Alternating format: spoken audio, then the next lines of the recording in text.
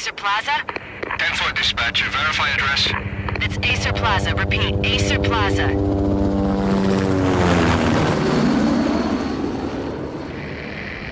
Shots fired on the rooftop. An assault in progress at Acer Plaza. Repeat, an assault in progress.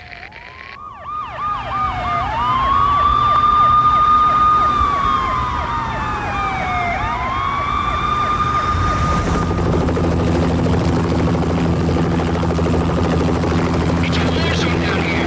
1085 dispatcher, need additional units. Additional units now. Officer in danger. Officer in danger. 10-5, please repeat. 10-5, all units, emergency. Officer in danger. Acer Plaza. Repeat, Acer Plaza, all units. They were all dead. The final gunshot was an exclamation mark to everything that had led to this point. I released my finger from the trigger, and then it was over. To make any kind of sense of it, I need to go back 3 years. Back to the night the Payne started.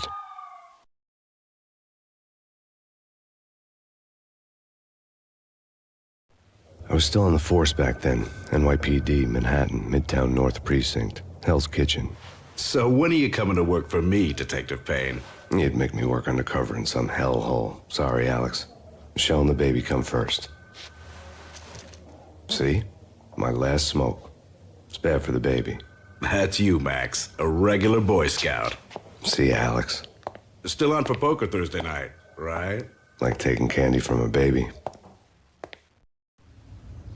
Life was good. The sun setting on a sweet summer's day, the smell of freshly mowed lawns, the sounds of children playing, a house across the river on the Jersey side, beautiful wife and a baby girl. The American dream come true. Honey, I'm home. But dreams have a nasty habit of going bad when you're not looking. The sun went down with practiced bravado. Twilight crawled across the sky, laden with foreboding.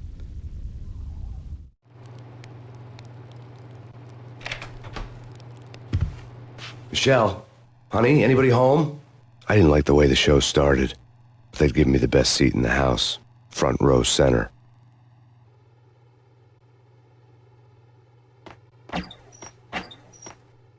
What the hell? Something ugly had been tattooed on the wall, a map of things to come. It was a poison syringe, a magic tag full of diabolical meanings.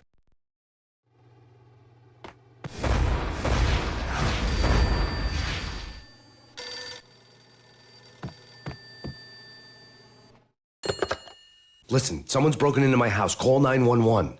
Is this the Payne residence? Yes, someone's broken into my house. They're still here. You have to... Good. I'm afraid I cannot help you. Who is this? Hello?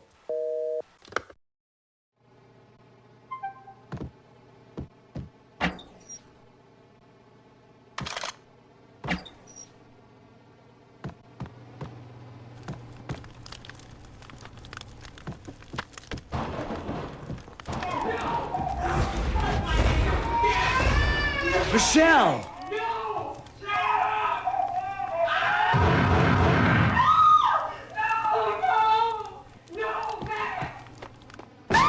Michelle! Please! I'm gonna hurt you! It's coming. Freeze! NYPD, drop it! Coming!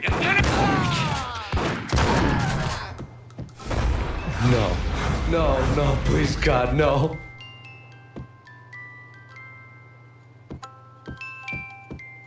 The flesh of fallen angels!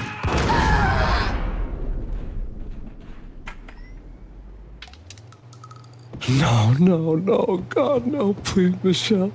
Oh, baby.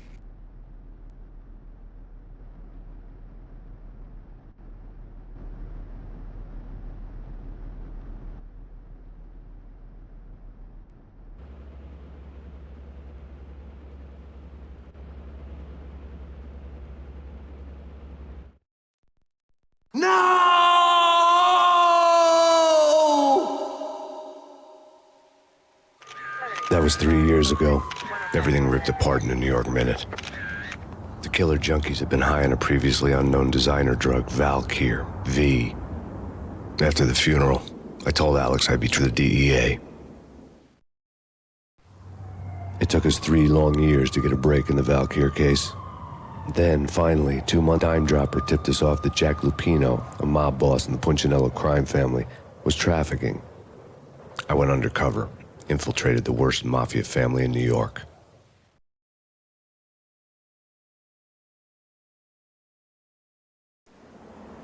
I came in from the cold and the dark, outside the city monster.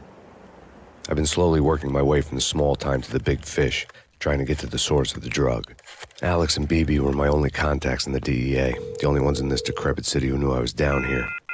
BB here. Something come up with Jack Lupino. You need to meet with Alex immediately at the Roscoe Street station. I hadn't had a face-to-face with Alex since I'd gone undercover. Outside, the mercury was falling fast. It was colder than the devil's heart, wrench forks as if the heavens were ready to fall. Everyone was running for shelter like there was no tomorrow. It didn't get any better when I got to the subway. The feeling hit me like a point-blank shot straight in the face. Something was not right about this. My Beretta stirred nervously under my coat, but the train doors had already shut behind me, and I was in for the ride. Next stop, Roscoe Street Station, and Alex.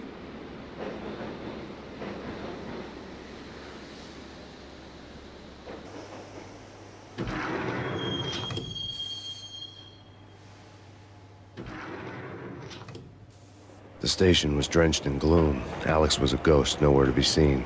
I'd have to look for him.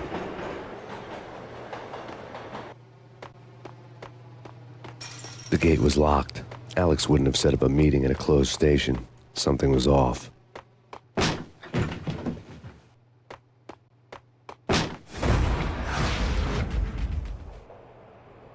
Death was in the air at Roscoe Street. I'd have to find Alex fast.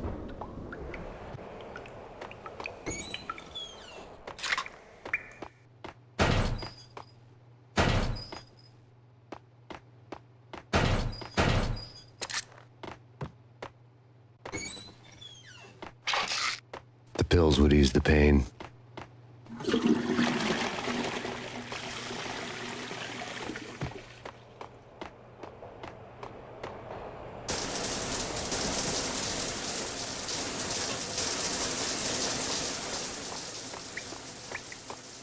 Wasn't Jake supposed to take care of this? He and Mickey are having too much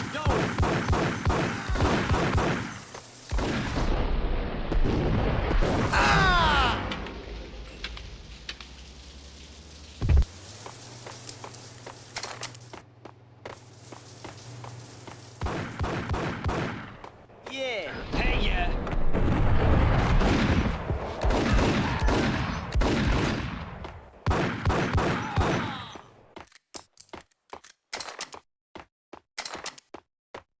Yo, guys.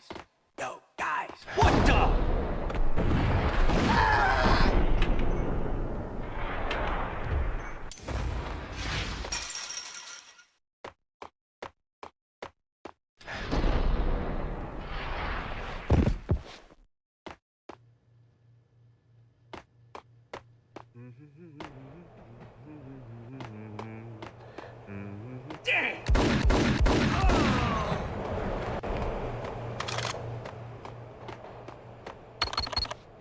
The security panel let out a mocking cackle. I'd need the right code. Did you hear something? Nah, take it easy. Hey, yeah.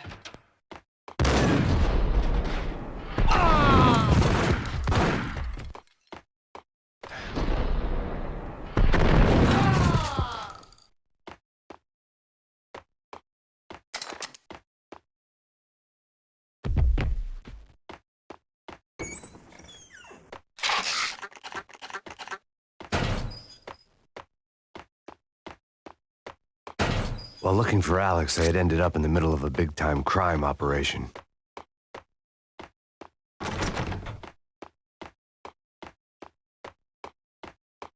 Hitting Roscoe Bank.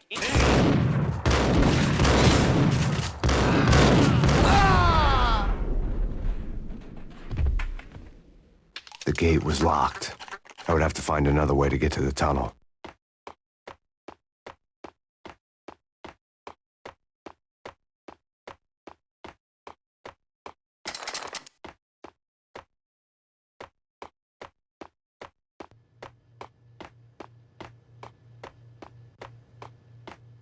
Kiss it goodbye.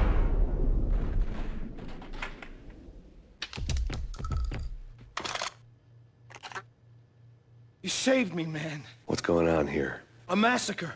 These armed thugs just appeared from nowhere. We need to get help. I can make the call from the control room 1 floor up. Can you take me there? Sure, sounds good. Follow me.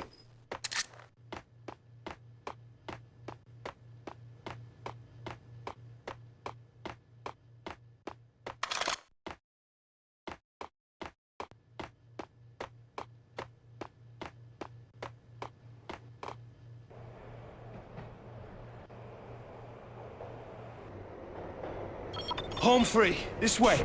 Hey, get out!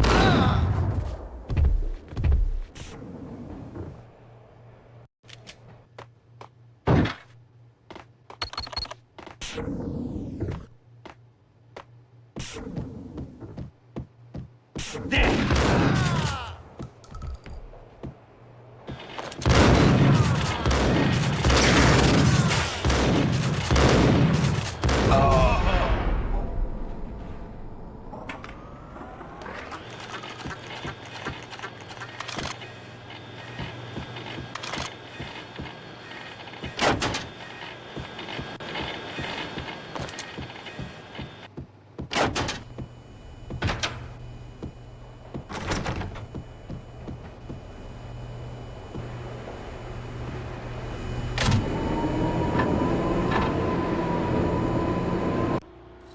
The train lit up like a Christmas tree. The power was back on.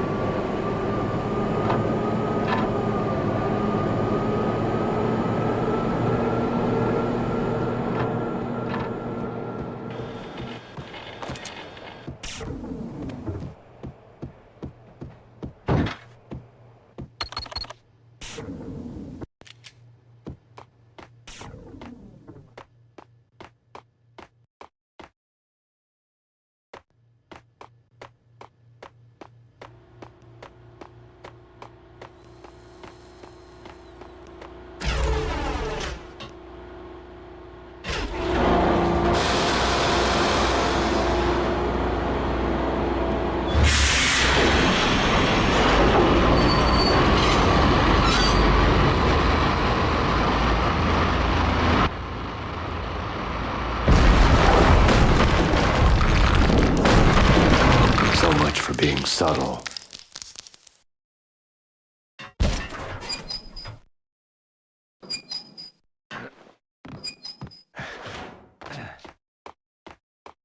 Hold it!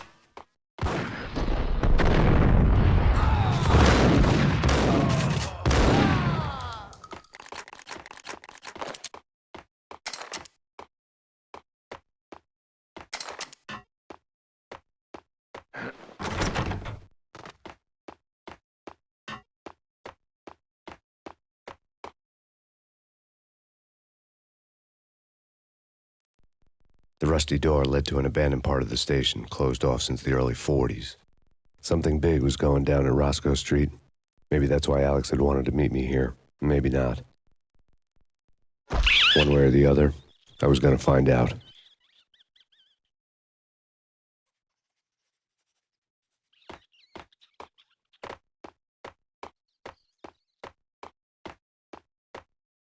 That's big. That's big. Hold it!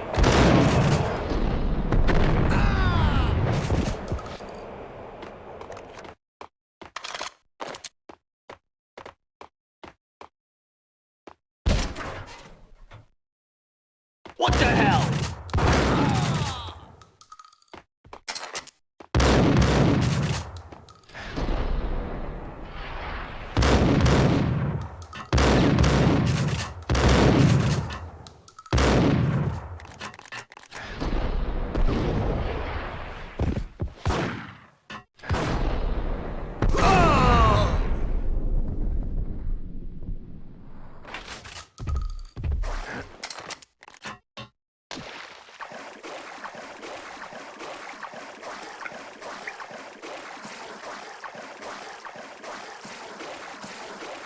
Now that's spooky.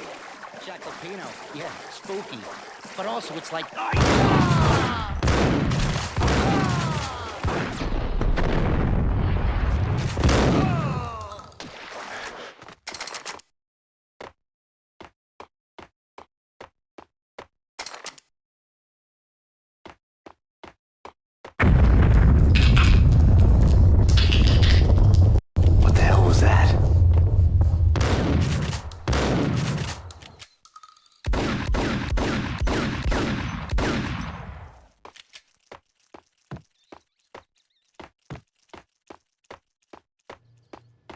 all done here. Give me the detonator. What are you talking? Whack this!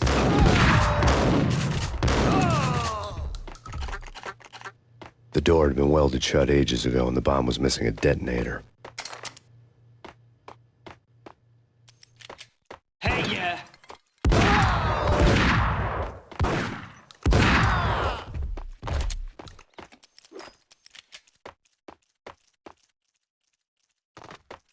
Okay, fellas, the police are on their way. New York's finest, they're gonna be here soon. Just stick to the plan.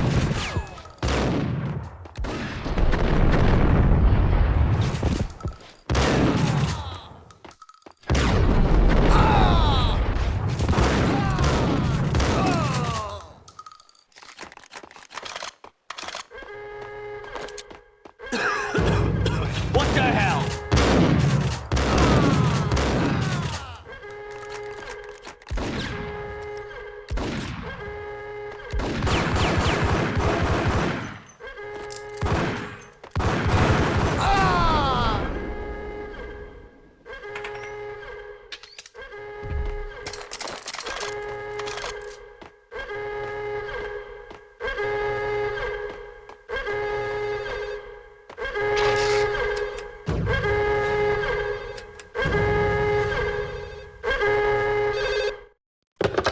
We come to you now live from the crime scene.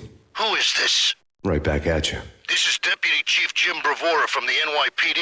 You are to cease your criminal activities and surrender immediately. Sure thing, Jim. Me and the boys have been talking and everyone's real sorry. They'll never do it again. Who the hell is this? Being placed at the scene of a bank robbery wouldn't have tipped the odds in my favor.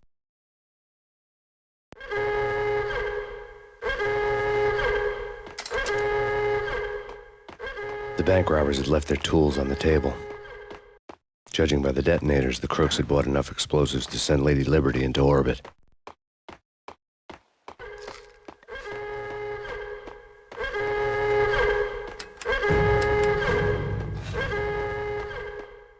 The bank robbers' score lay on the table. The bank robbers had been after Acer Corporation bonds. The Acer success story had recently been on every channel and on the cover of every magazine.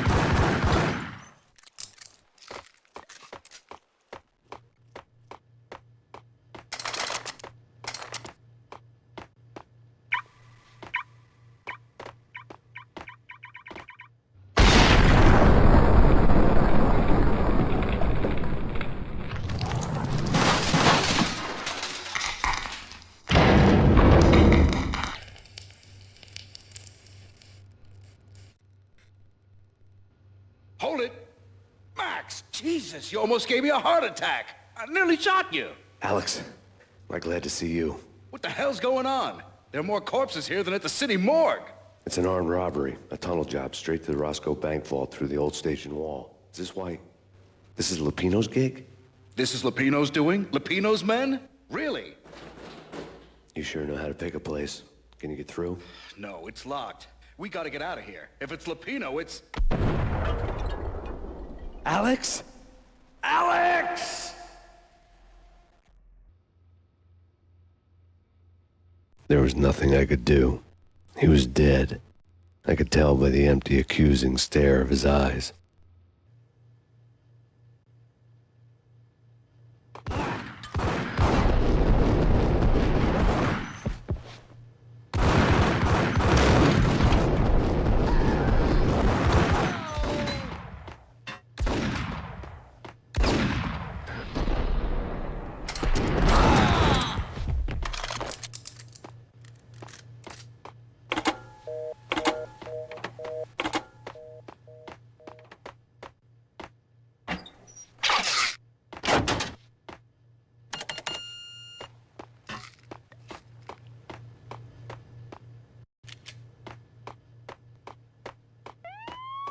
Let's get the hell out of here!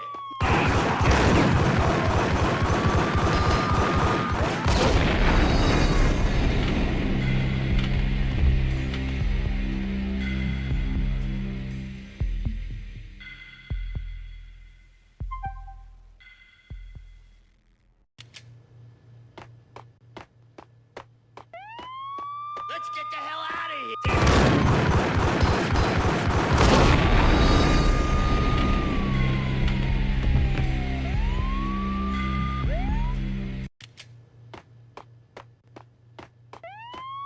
Let's get the hell out!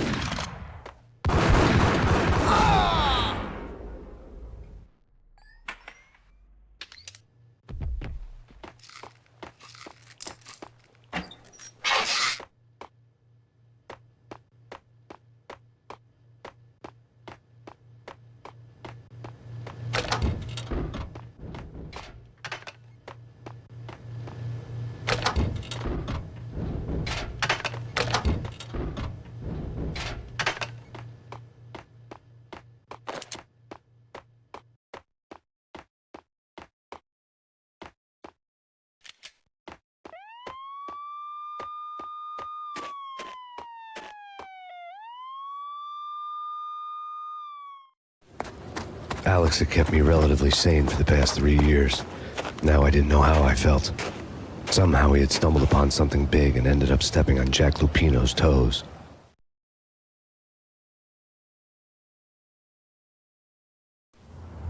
Lupino ran his racket of sex, drugs, and contract killings from a sleazy hotel in a slum block of tenements.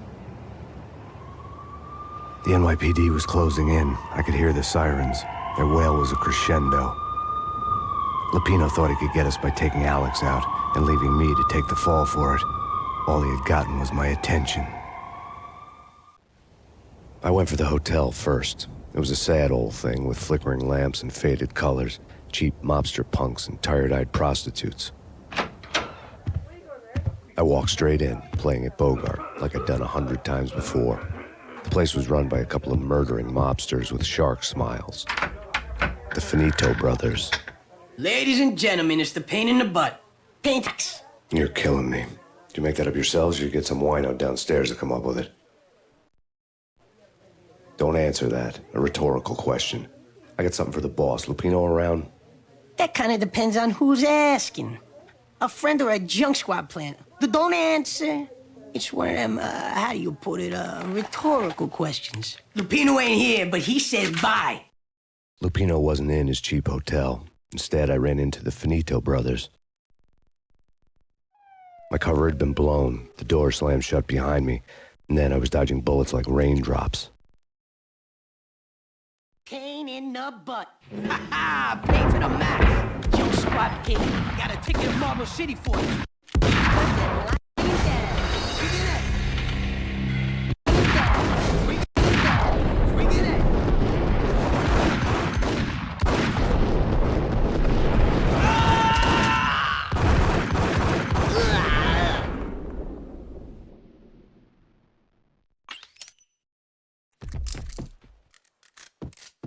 A letter on the desk caught my eye.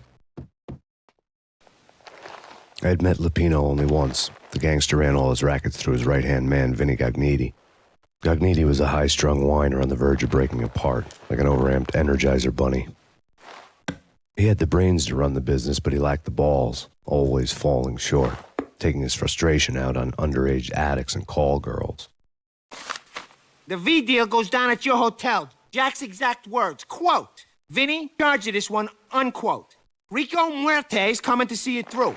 Anything goes wrong and everybody's gonna get dead. Goes double for you. Treat this guy real good. Anything he wants, you give him. Don't screw this up or you're finito, finitos. A V deal meant added security, locked doors, and lots of nervous thugs with itchy trigger fingers. I'd seen nothing coming in, but that didn't mean it hadn't been there. Rico Muerte was a regular Kaiser Soze, a spook story told to keep the apes in line. 313. The Finitos had scribbled Muerte's room number on the note's margin. Bosses! Everything all right? Bosses! Joey, Virgilio, you're right in there? Get on the street. Call the others. Tell them to come quick. Okay, but we can't wait for them. We gotta go in now. Bosses, we're coming in. There he is!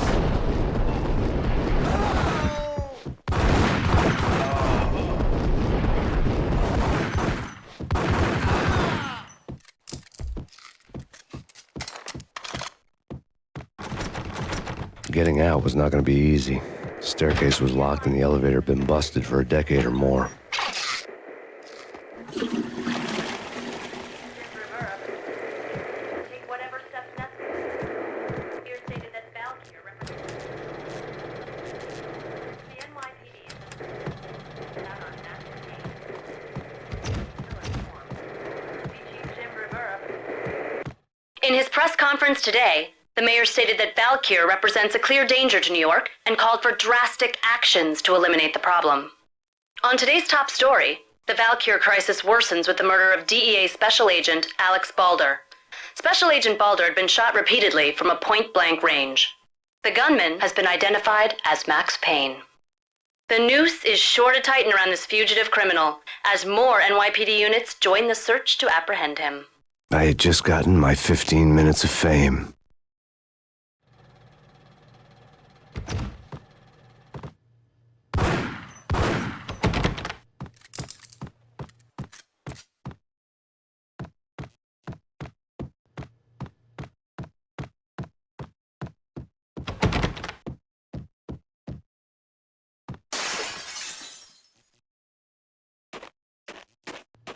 Yeah, something's wrong with the bosses. Payne's there and they're not answering.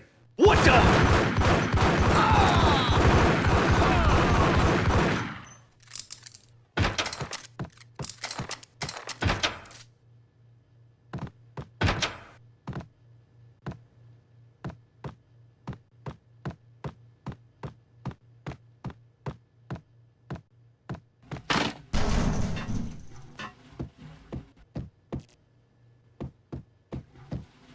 What the hell? What the hell? Ah!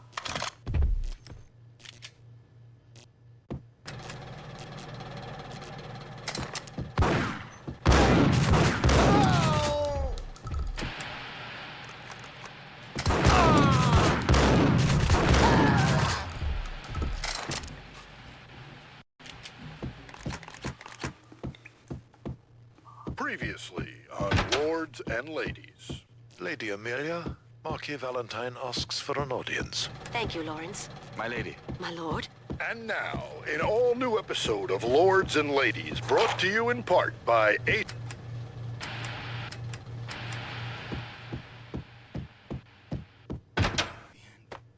V-head junkies could go off without a warning. I had to be careful.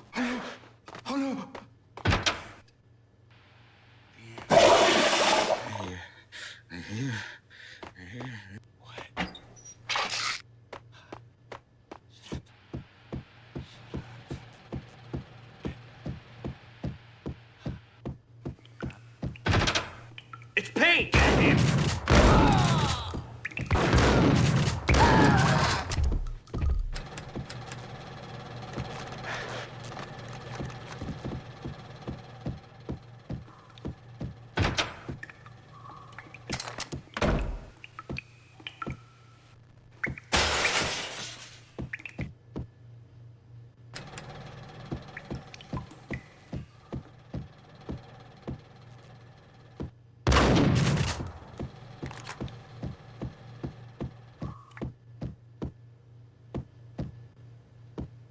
Piece of crap!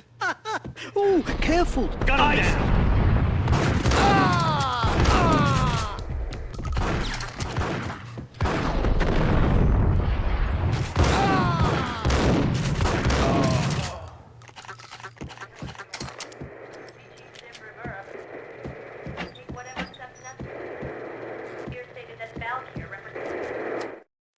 Tonight, the city's fight against the nightmare drug Valkyrie took a turn for the worse as DEA Special Agent Alex Balder was found brutally slain at the Roscoe Street subway station.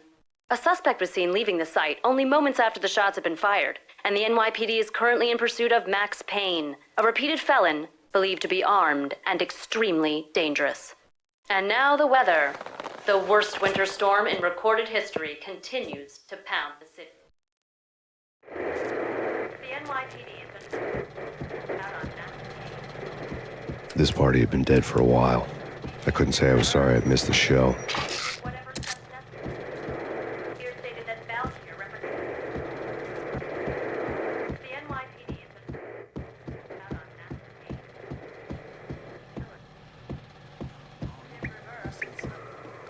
Whatever steps necessary. Messy inside. Inside. Oh no! Oh no! Oh no! Oh no! What? There!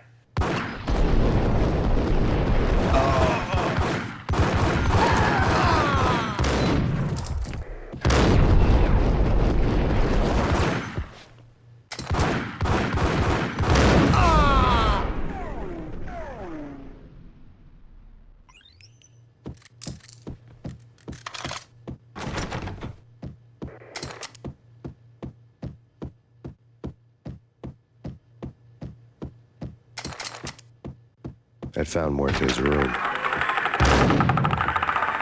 Muerte had received a letter.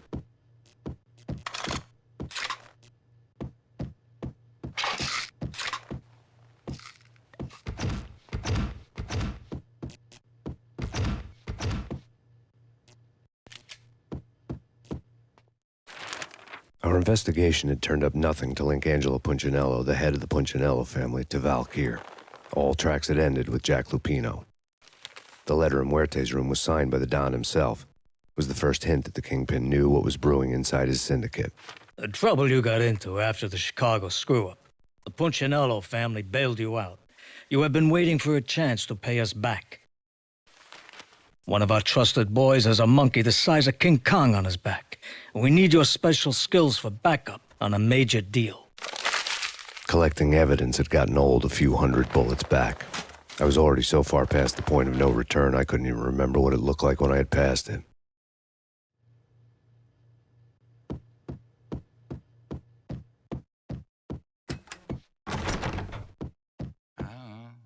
I don't know. Yo!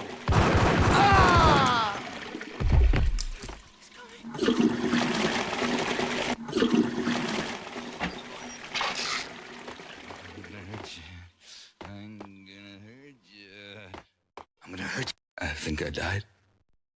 Think I'm dead. I don't know.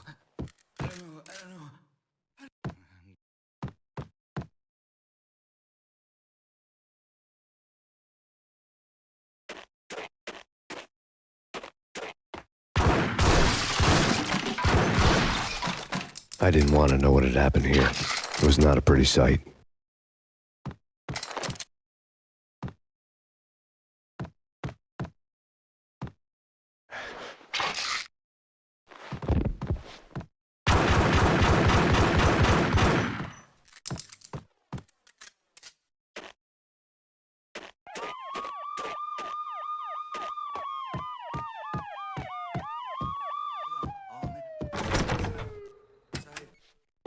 Blood and puke. Oh man, messy inside.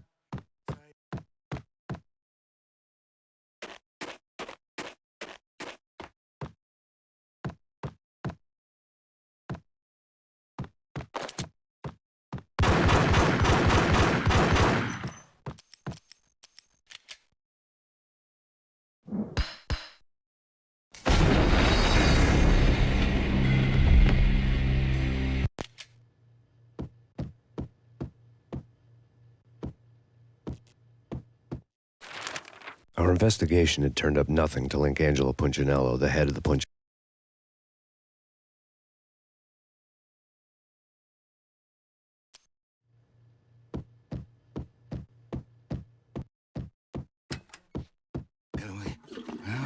Hey!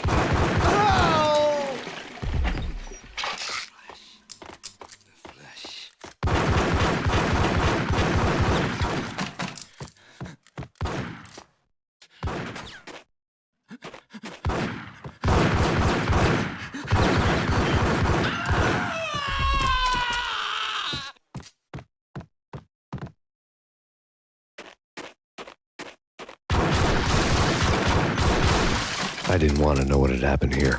It was not a pretty sight.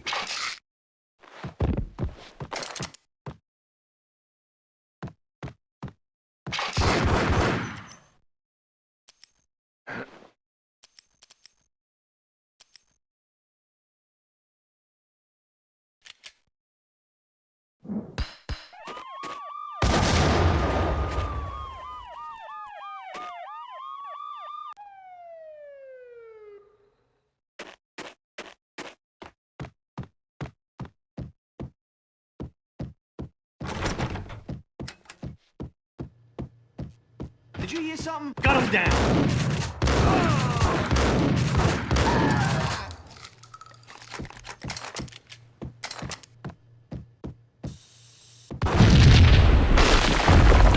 What the? Told you. God damn! I thought it was a bomb for sure. What the hell?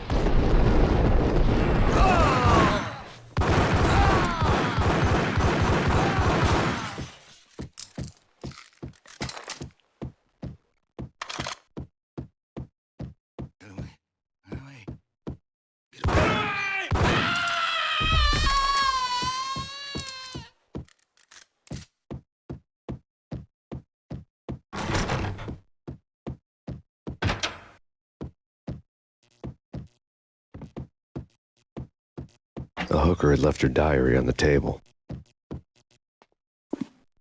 The diary belonged to a hooker named Candy Dawn. The read would have made a vice cop blush. Had talks with the mystery hag over the phone again. Sent her the latest One-Eyed Alfred tape. As long as the hag keeps paying for the tapes, the old man could come every day for all I care. She had a nice sideline, making secret X-rated flicks of her clients and selling them to the highest bidder. It would get her killed if her V-fix for the day didn't do it first.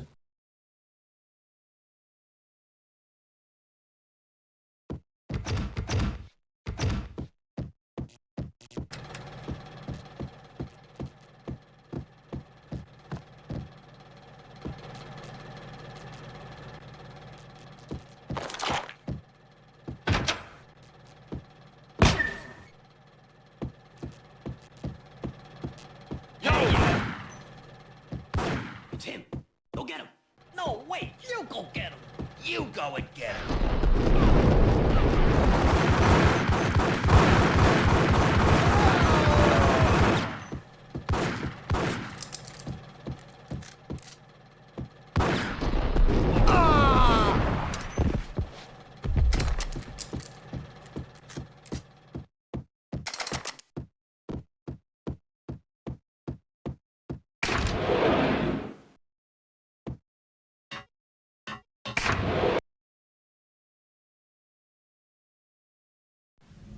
The old service elevator rumbled down to the bowels of Jack Lupino's hotel.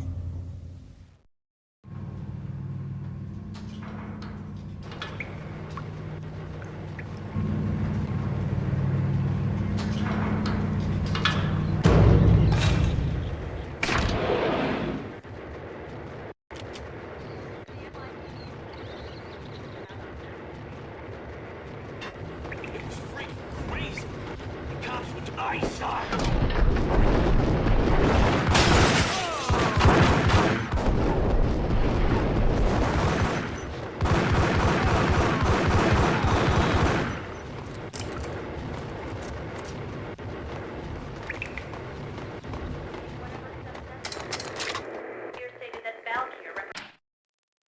A winter storm warning is in effect in the whole tri-state area, as both freezing rain and heavy snowfall continue. Many roadways are already closed, and people are advised to stay indoors. The severe blizzard has ravaged New York for 3 days now, with no end in sight. We'd been snowed from the start in the Valkyr case. The forecast said there was plenty more where that had come from. But the snowbound city was on my side. Less chance of innocent bystanders getting caught in the crossfire.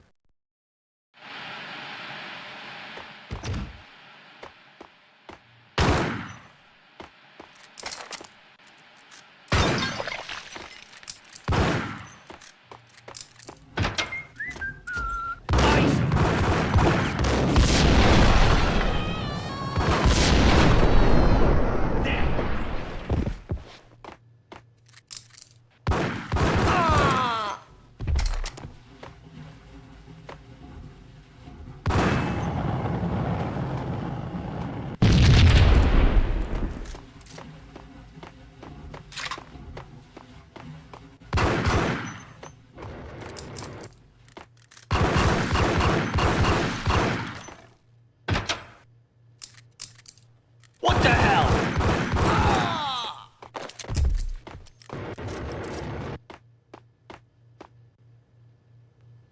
Exhibit number 1, a newspaper. A dead man tied to a chair lay on the boiler room floor. Captain Baseball Bat Boy has an unbeatable track record in superhero death matches. But a 6-pack of root beer gets me every time. The murder weapon was a baseball bat, now lying in a pool of drying blood next to a newspaper folded open on a Captain Baseball Bat Boy comic strip.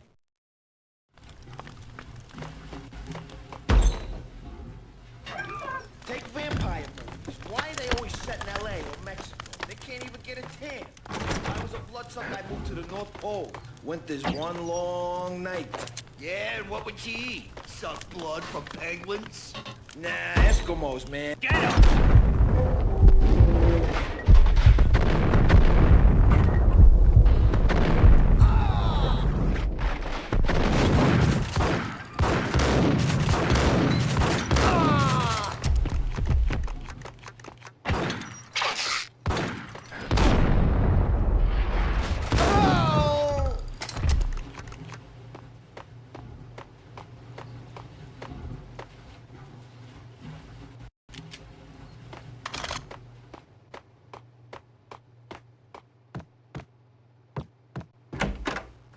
Chill with the guns.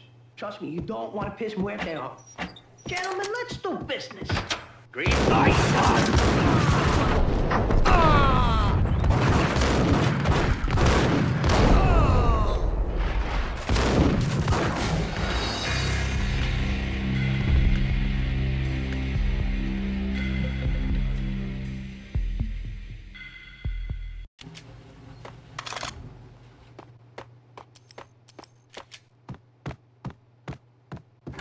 Chill with the guns. Trust me, you don't want to... There!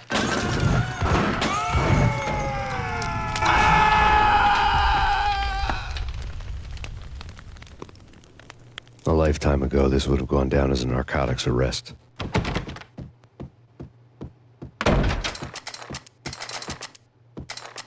It was dirty money. The transparent cylinders glowed green, full of Valkyr.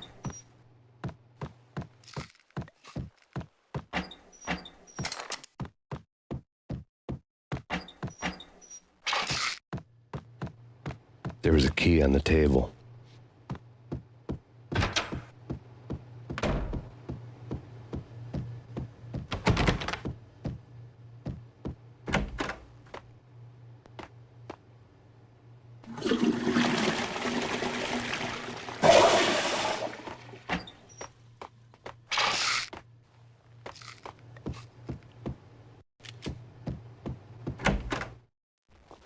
Two mad dog killers, ready to murder each other. They step into the next room, and I'm thinking, now they're gonna do it. But no. They sit down in front of a TV and solve their differences with the Kung Fu fighting video game. I tell you, Candy, I was so depressed, I strangled them both with the video game cables. Oh, Rico, you're so bad. I am, ain't I? Rico, big-time hustler. Who the hell? It's that cop. Muerte went for his gun.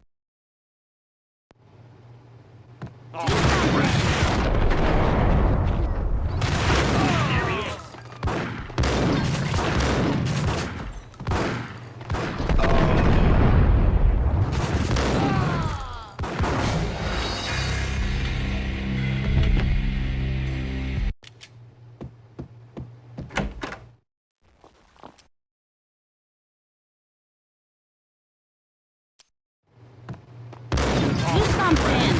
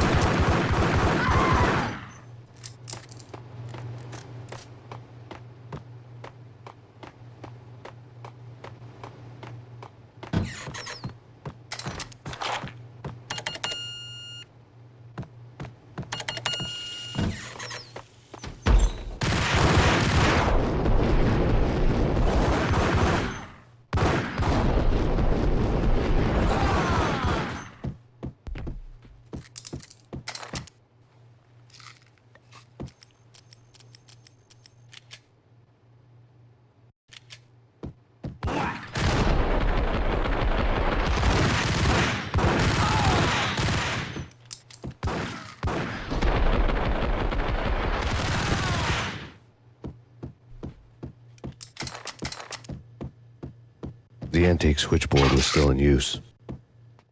There was an old telephone switchboard in the back room of the reception area, the kind that made phone tapping child's play. It wasn't hard to picture a fat pimp sweating with headphones on, listening to his hookers talk dirty and fake orgasms over a web of party lines, the blood veins of New York. Right now, there was a different set of moans and groans going on. Boss, Corneli, it's Max Payne. He came, started capping us. He killed... Are you freaking kidding me? He's just one lousy cop. You better be freaking kidding me. Whack him. What's the freaking problem? Hello? Answer me. Hello? The word was out. A deadly virus released into the city's corrupt circulatory system. Something wicked this way comes. Max Payne at large.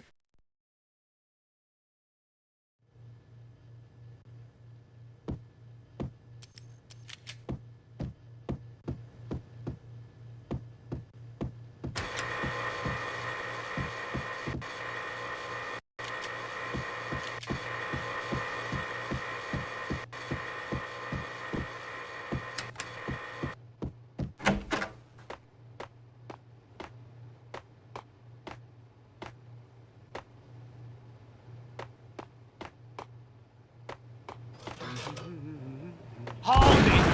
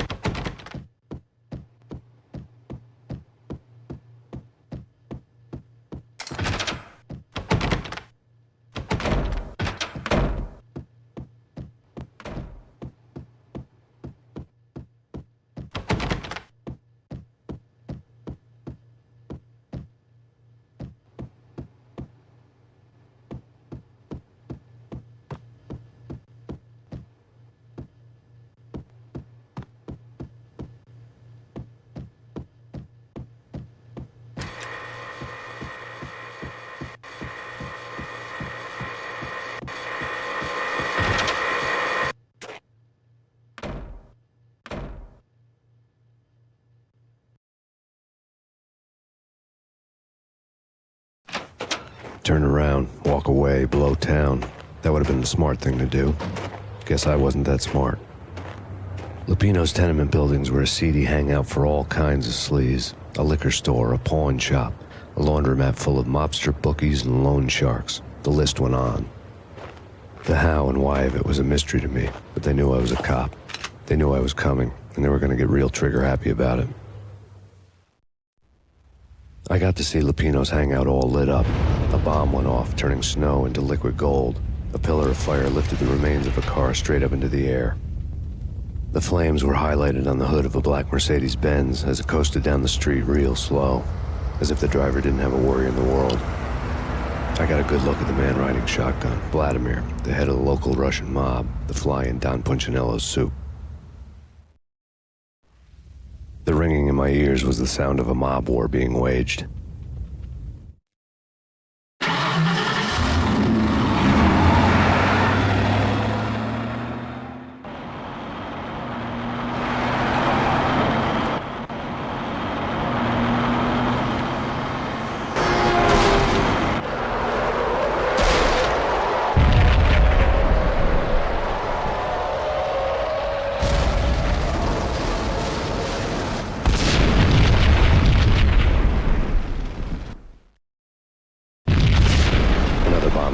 inside the closest slum building. It was a lucky break.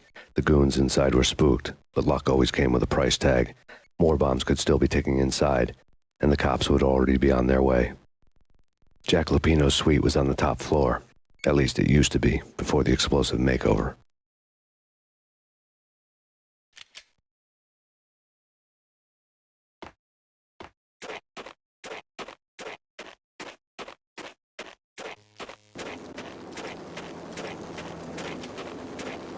I don't know, man. I don't know. Damn!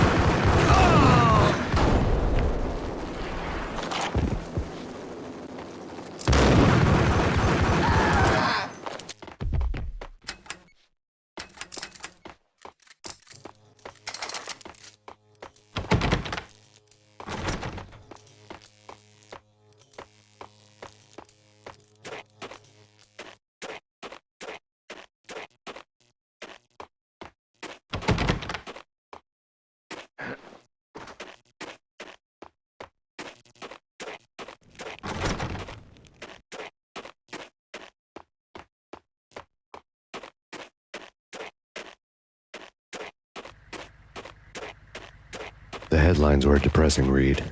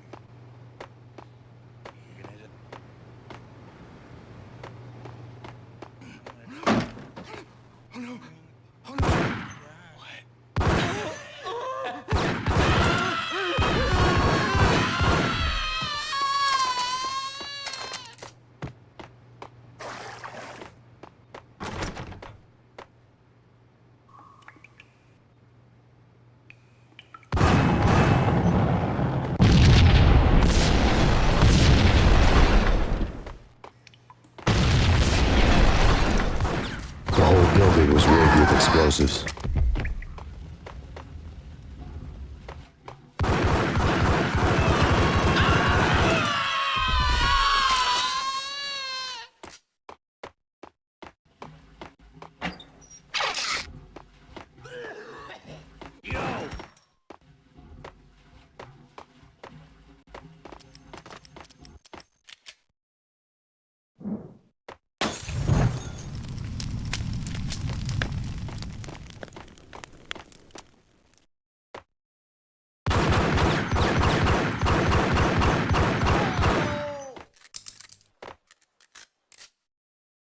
Hold it!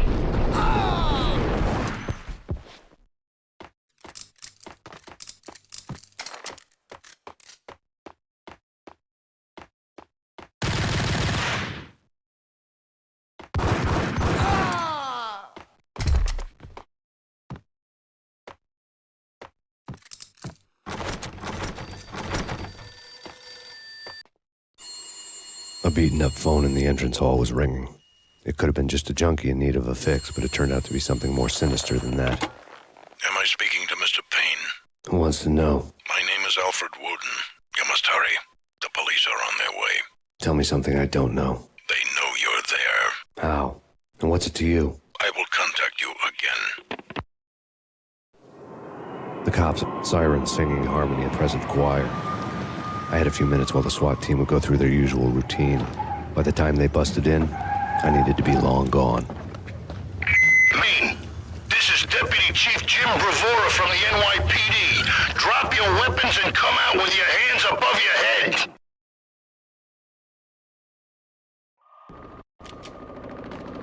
That's big. Get him!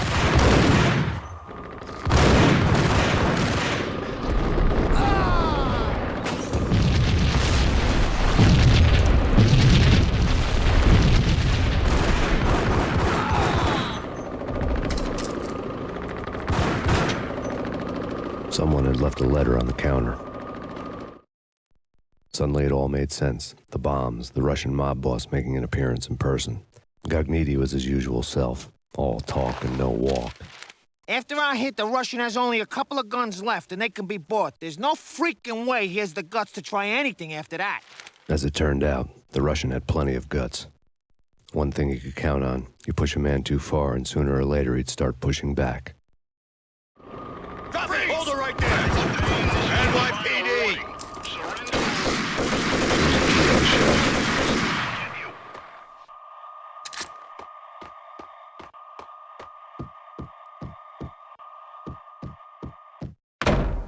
Hold on!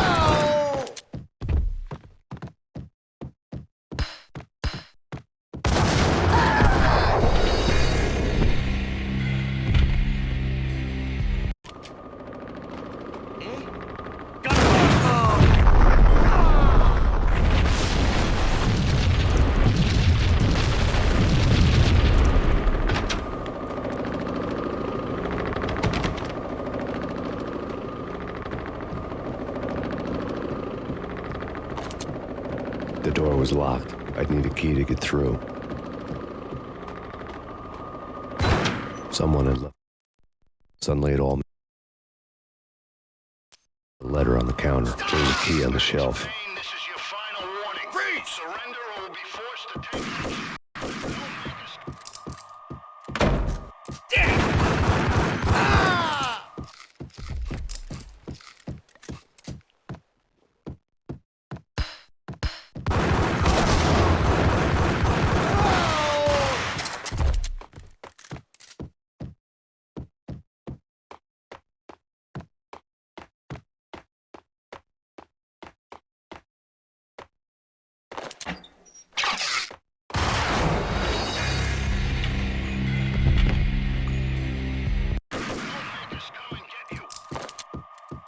What the?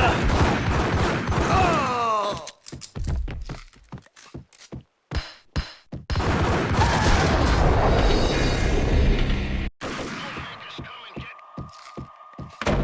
What the?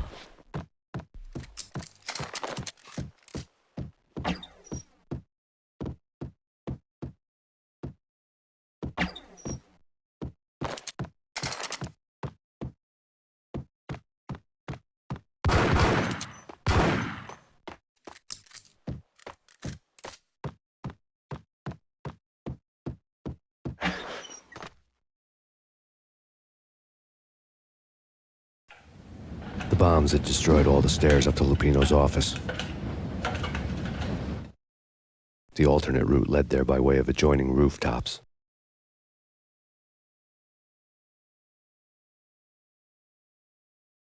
It's never been this cold. Never ever. It's like the sky's falling. Yes, sir.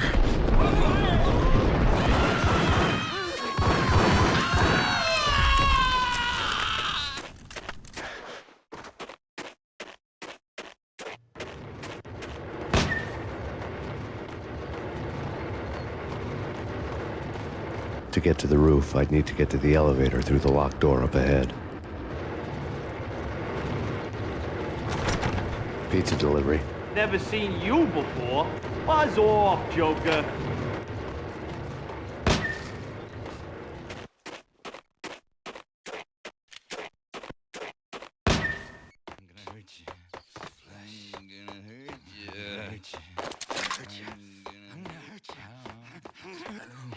I don't know.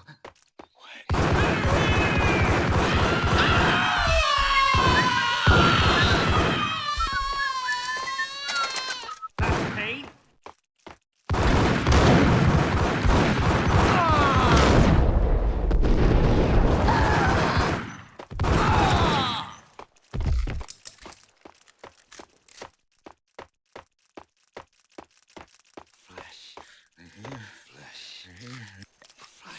Hold it!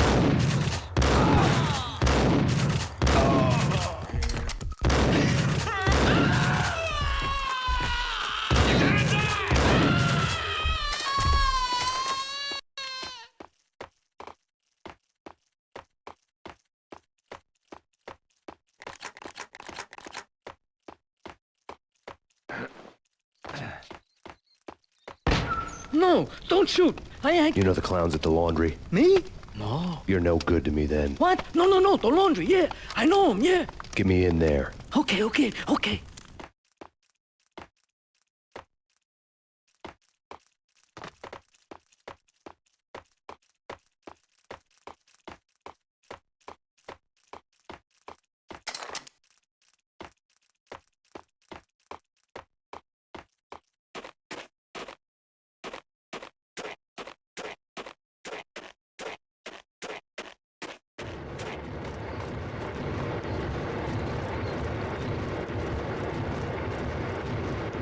It's me. Open up.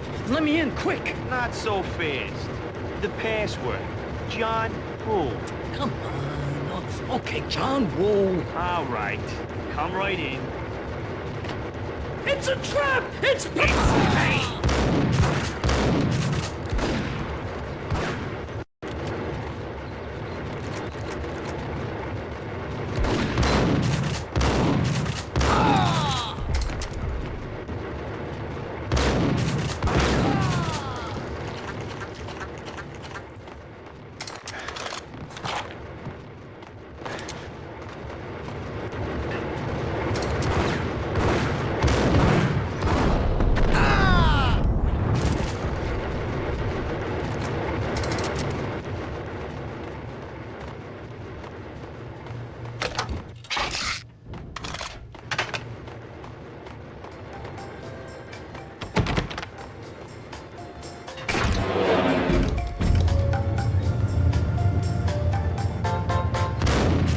Thank you.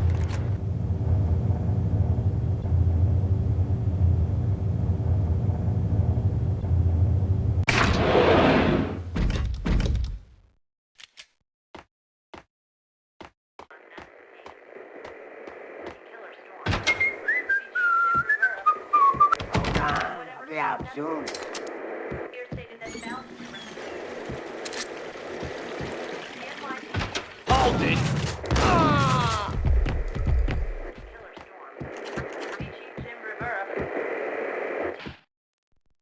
New York City is in crisis tonight, with reports of Valkyr-related gang war in the streets of the Bronx. Apparently, Max Payne, wanted for questioning in connection with the slaying of a DEA special agent earlier tonight, is waging a one-man war against his former partners in crime. Among the listed casualties so far are notorious mafia members Joey and Virgilio Finito, as well as Rico Muerte, himself a fugitive from the law, and a suspect for several murders in the Chicago area.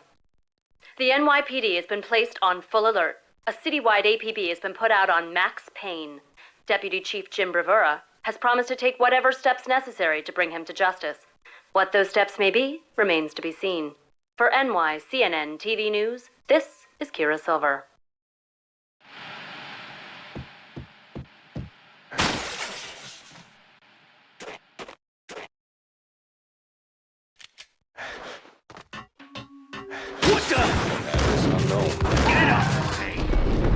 I don't want to go there.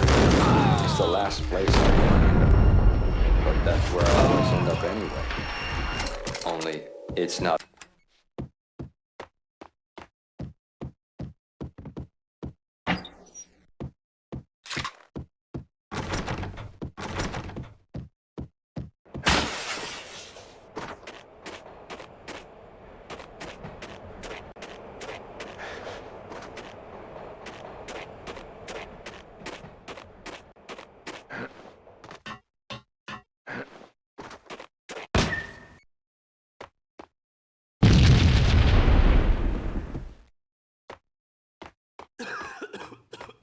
Red, blue, or green? It's always red or blue.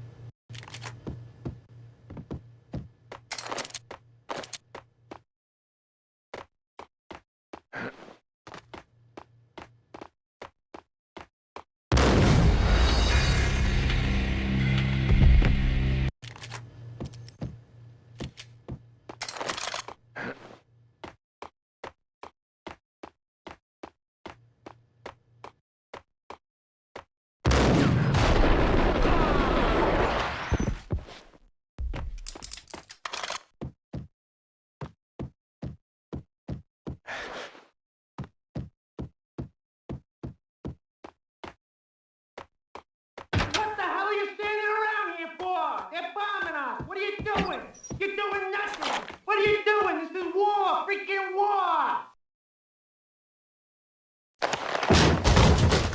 Vinny Gognitti. Just the man I've been killing to see. Payne? Freaking Fed! I knew from day one there was something screwy about you. What do you think you're doing? You're a freaking cop. You ain't got squad on us. You can't just come in here waving your piece like it meant something. Yeah! Oh, my God. Oh, God, you shot me. Ah! You're dead, Payne. What the hell are you waiting for, you apes? Kill him! Kill him! With pleasure, boss. Gognitti bailed. I made like Chow Yun Fat.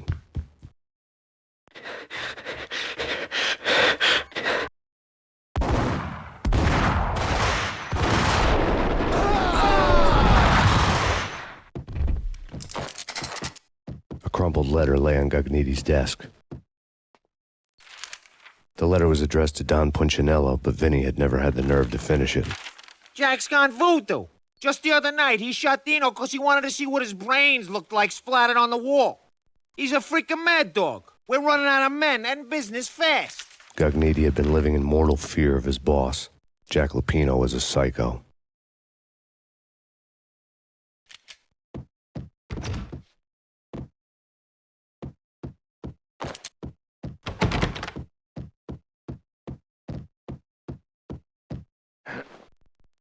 Vinny Gognitti was running scared.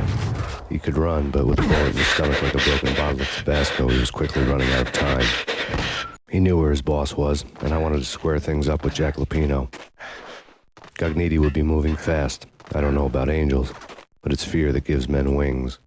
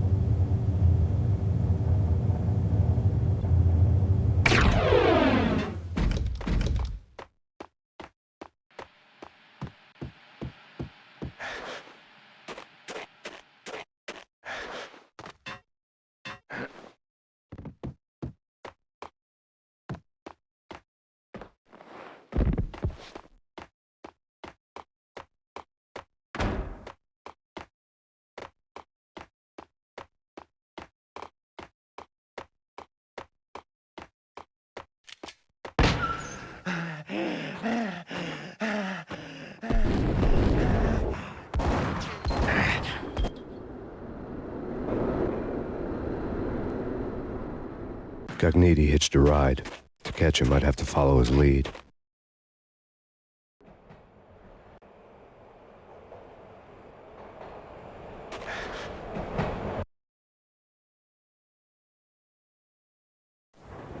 This was my second train ride of the night. The way it started didn't promise anything better than the last one. Wind tearing at my face like sandpaper and razors, ice hard and slick under my hands and feet. And somewhere in the background, the wail of sirens, the city howling after me. New York sped by in fast forward. Dark rooftop water tower and forested antennas and chimble a blur. When the train he was riding slowed down, Gognitti made his move.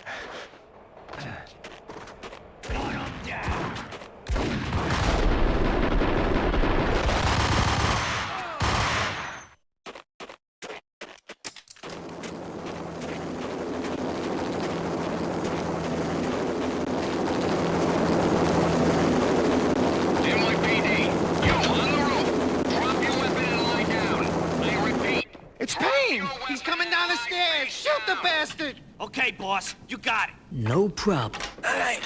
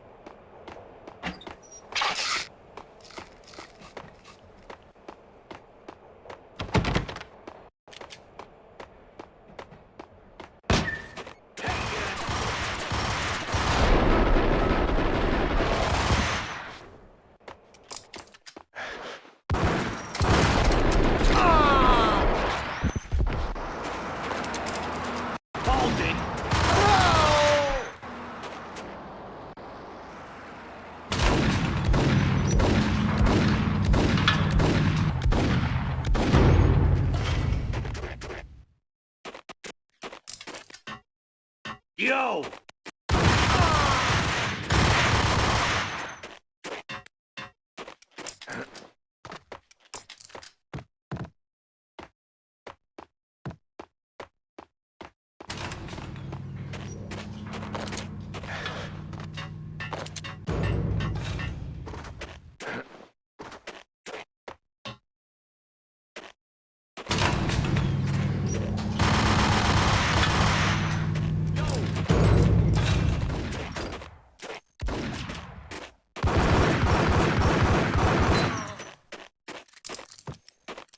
Ice!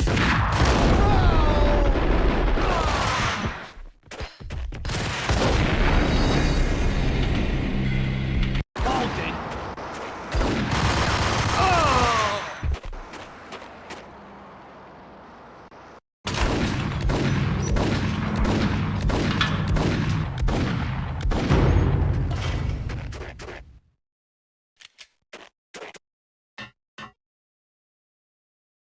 Hold it!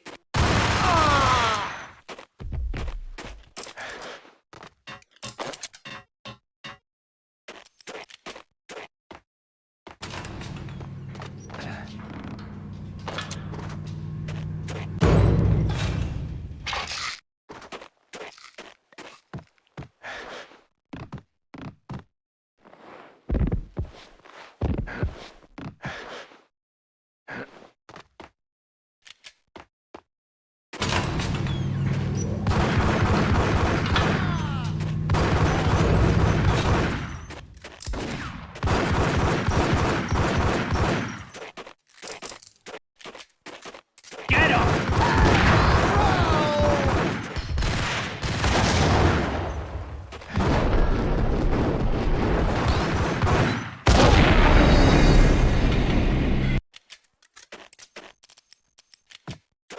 Get it!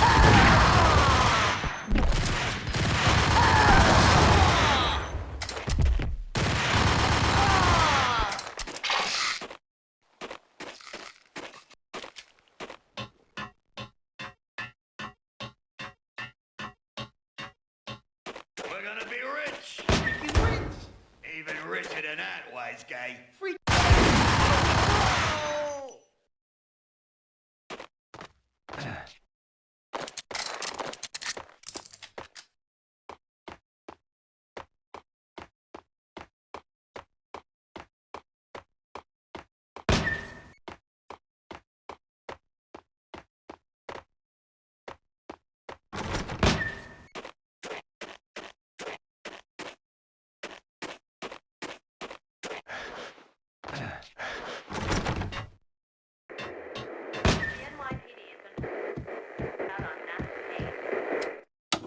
Max Payne has nowhere left to go. We are very close to capturing him. You'll get a full statement then. Right now, I've got better things to do, ma'am.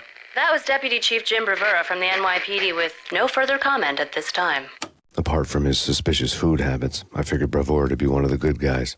Fate had just dropped us on different sides in this. But when it came to capturing me, he was way out of his league. I had already ditched the cops a couple of rooftops back. For now.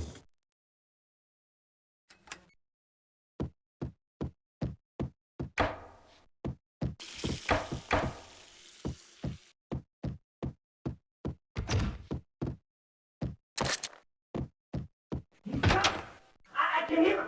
Ready? I need a gun. Go out the door. Gun him down!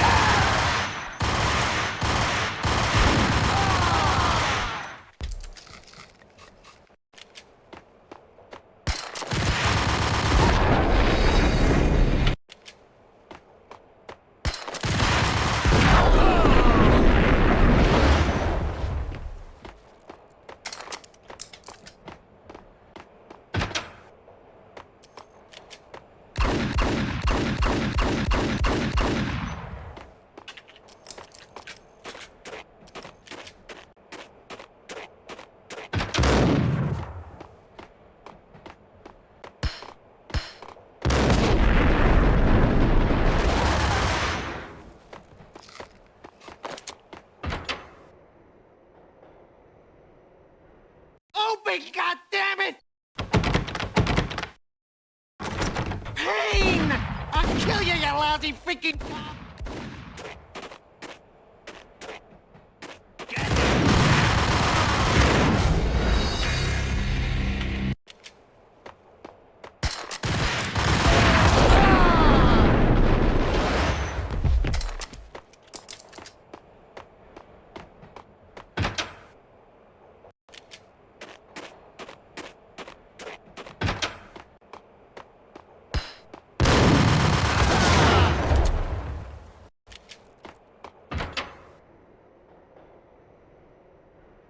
Open, goddammit! Payne! I'll kill you, you lousy freaking cop!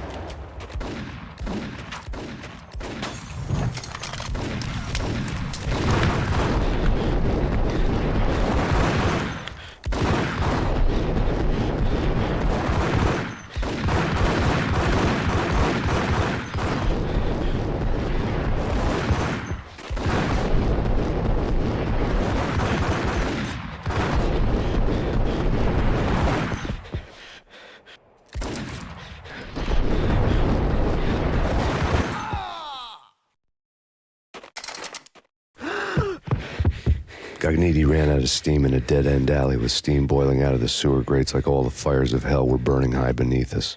It was shakedown time. Where's Lupino? Screw you! Bad start, Vinny. Ah! Police brutality! I rate pretty high on that. You can't just hurt me in cold blood! Just keep telling yourself that. Listen good, Candyman. I'm not gonna be anybody's fall guy. I want to know where your boss is hiding.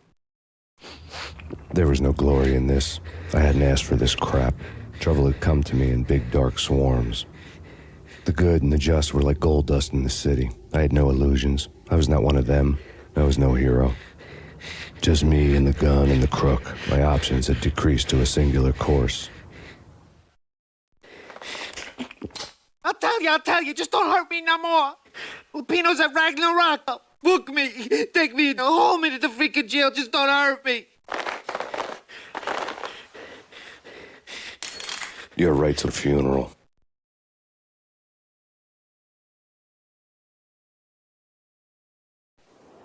Ragnarok was Lupino's private nightclub, a den of drugs built into an old theater. I knew what waited inside. V-head junkies ready to explode in random acts of senseless violence, and Lupino's goon squad, the worst stone-cold killers this side of hell. Ragnar was inviting us, flickering and flashing to a machine gun beat. The belly of a nightclub was a gothic theme park that began with bondage games and led to the nasty stuff from there. As subtle with its dark message as a cop killer bullet through the heart, like father, like son, just like Jack Lupino.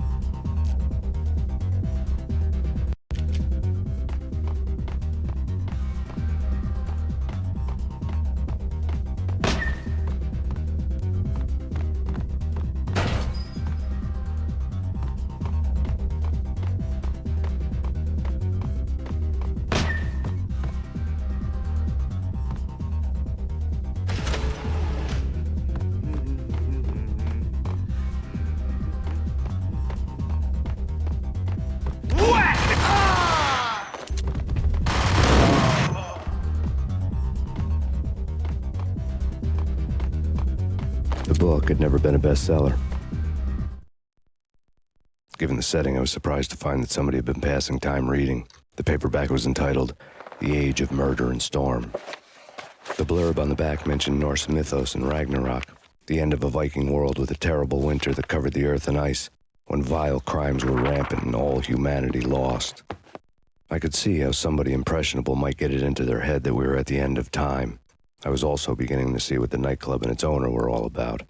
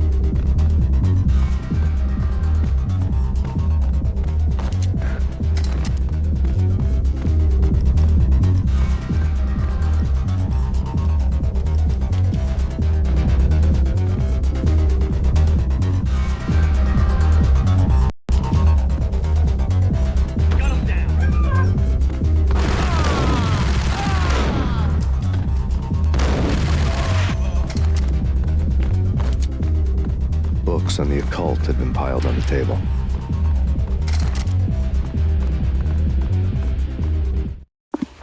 The room was stacked with light reading, such as Necronomicon, Witchcraft, and Paradise Lost. Old exotic titles like Malleus Maleficarum and De Umbrarum Reini Novum Portis. Books with pentagrams on their covers, all dealing with the occult and the infernal, lying between stacks of horror videos and a couple of Ouija boards. The only thing I could take seriously was the thought of Lupino taking it seriously. He had been spending a lot of time getting intimate with the guy downstairs.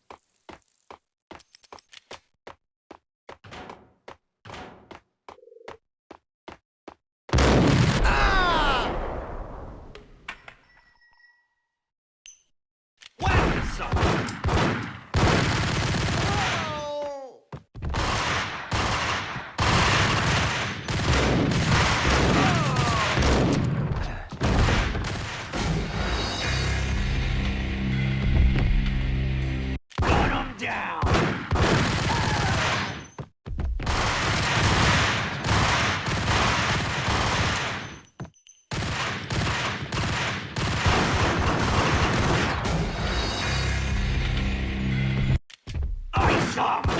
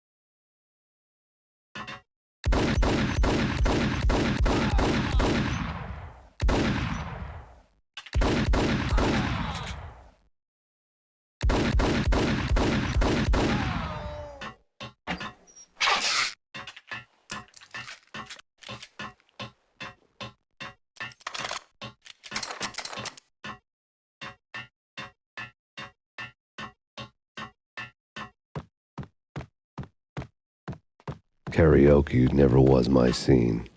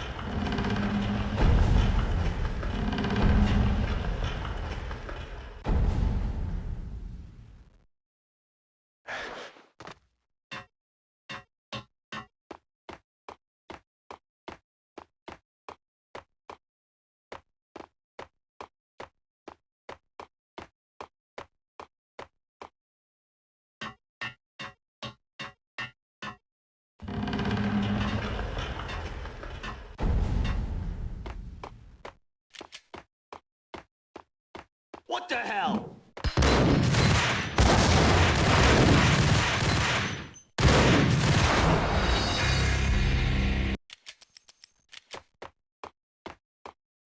Hold it!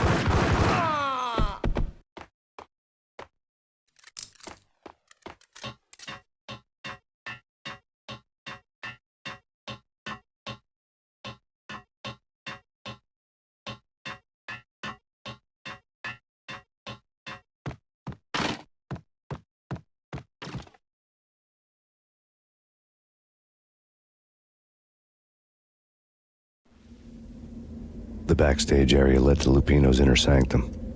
The hot air inside was like an invisible wall, thick with incense and something else, a sickly sweet smell that made you gag. This was the rotten core of the Big Apple. Lupino lurked somewhere ahead, like a spider at the center of his web, waiting. The vapors in the air started to make my head swim. Torn pieces of a letter lay scattered on the sofa.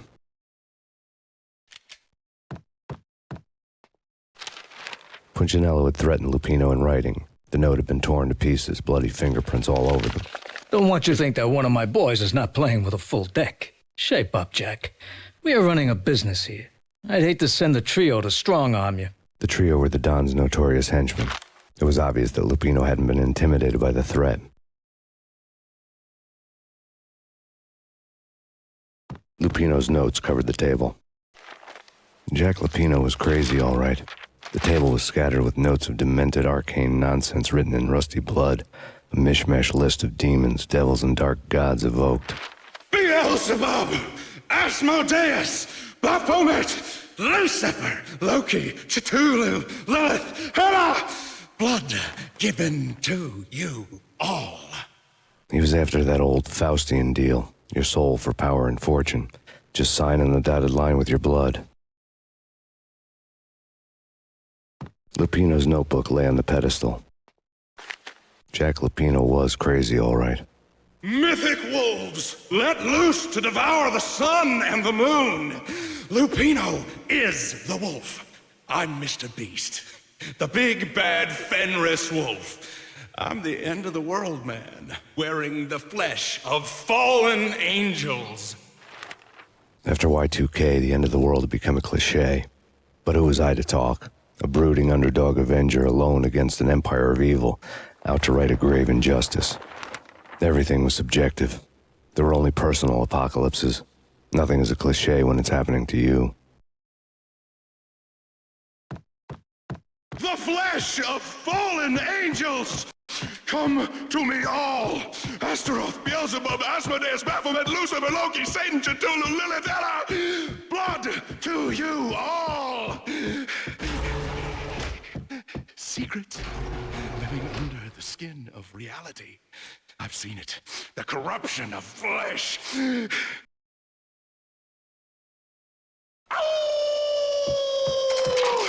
I'm the wolf, yeah! I am the wolf!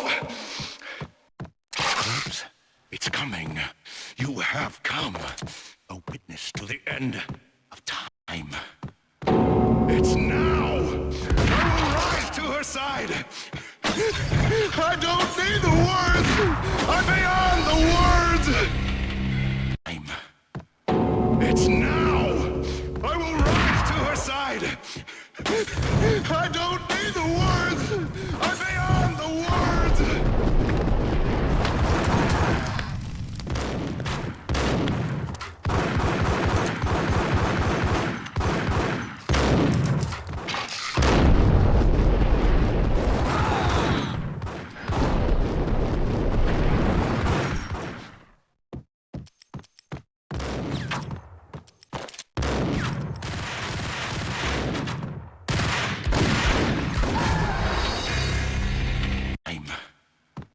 It's now! I will rise to her side! I don't need the words! I'm beyond the words!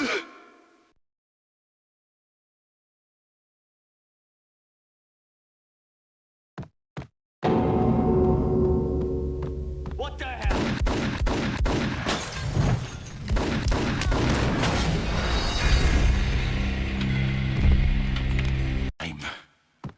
It's now! I will rise to her side! I don't need the words! I'm beyond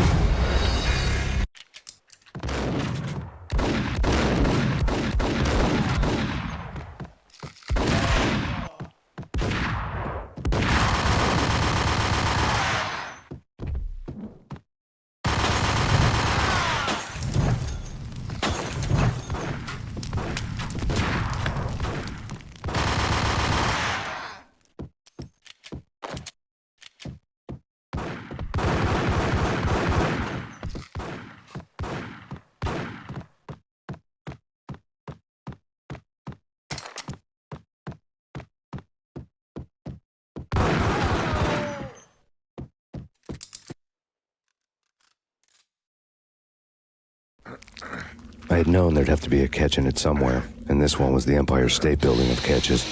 Lupino was pumped up and dying to go 15 rounds with a mutant alligator. And then he started this spooky monkey talk, straight from a bad dream. Mine. I have tasted the flesh of fallen angels. Taste of the devil's green blood. It runs in my veins. I've seen beyond a world of skin, the architecture of blood and bow and arrow. Death is coming! She is coming, and hell follows with her. This is the twilight winter.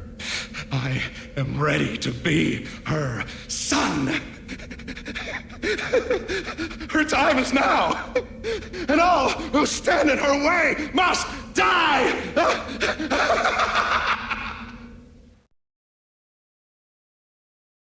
Die! You'll die! You'll die! Now!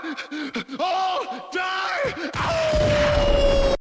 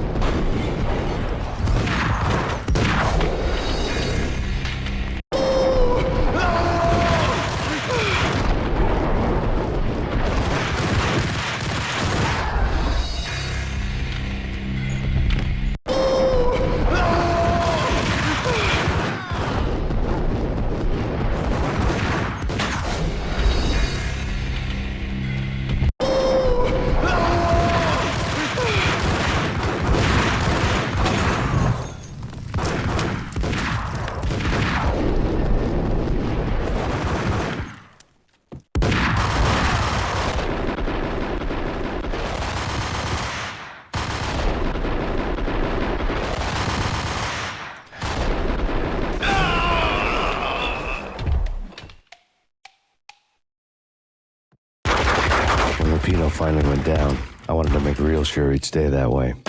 V was a bad monster. Turned them into friggin' zombie demons from outer space. I think he's dead already. Huh? And that's when it happened. But dead or not, you've got the wrong guy. In stepped this knockout femme fatale holding a gun to my face. I returned the favor. Lisa Punchinello. Lisa Punchinello was the Don's wife. Sax. Evil twin. Your safety's off, evil twin. You might hurt someone with that gun of yours. Lisa's the damsel in distress. The professional. I'd blow you away without batting an eye. Sure, and you can check out my credentials splattered all over this. Jack couldn't have framed you. Not the state he was in. We're after the same slime bag. Angelo Punchinello's the one who murdered your friend and framed you with it. You know this for a fact. I've got my sources. I don't have a clue these days. I just shoot them as they come. Who put a contract on the Archfiend?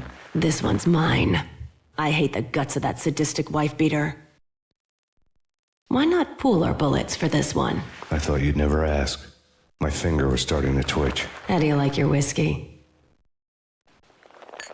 I'm easy, as long as you don't try to slip me a Mickey. You're a real angel, Max. It was good stuff. Tasted sweet as honey going down. Nothing personal. Can't risk you going berserk and getting Lisa killed.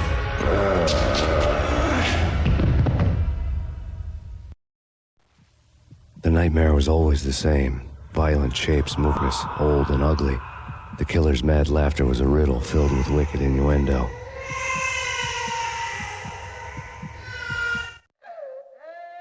Somewhere, the baby was crying.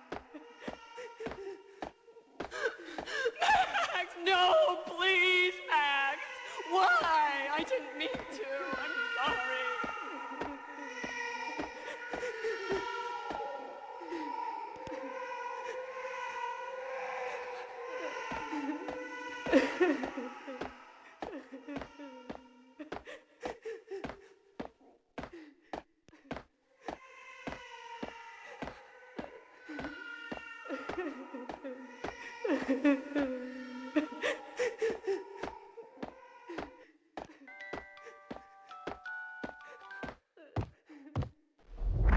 have known it when we found you snoring next to Lupino's corpse.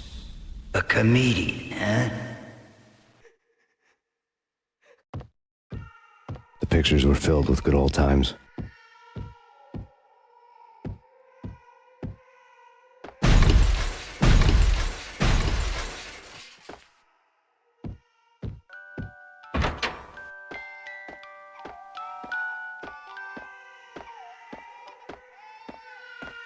I really love to watch cartoons.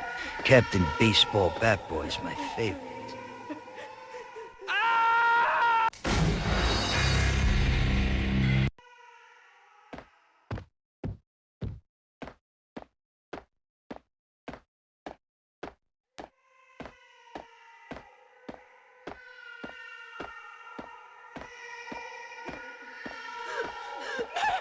No, please, Max. Why? I didn't mean to.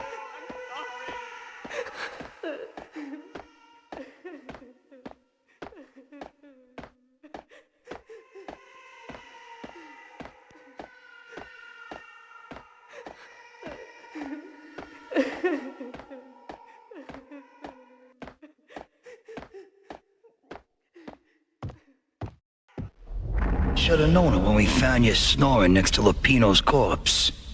A comedian, huh? The pictures were filled with good old times.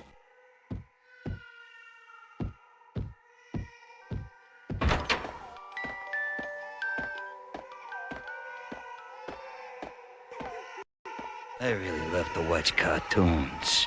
Captain Baseball Bat Boy's my favorite.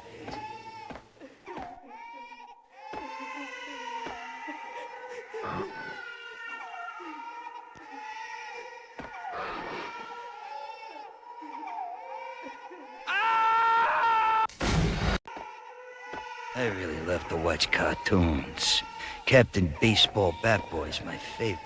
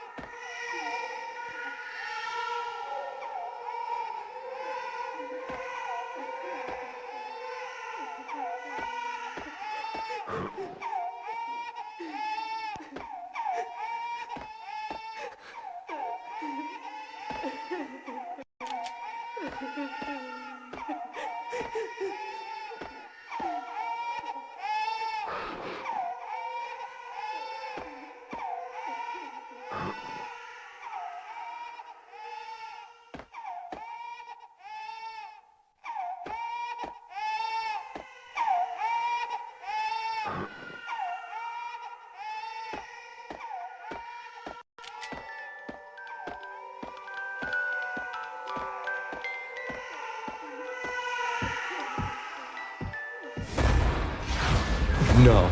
No, no, please, God, no.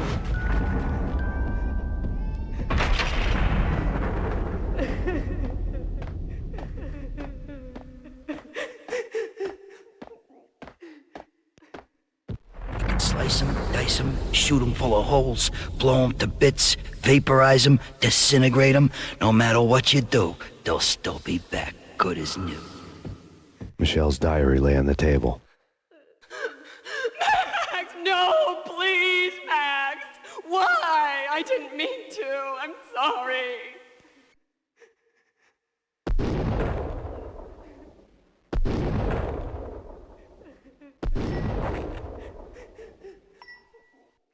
Murderer! You killed her! Nothing like that ever happens in the real world.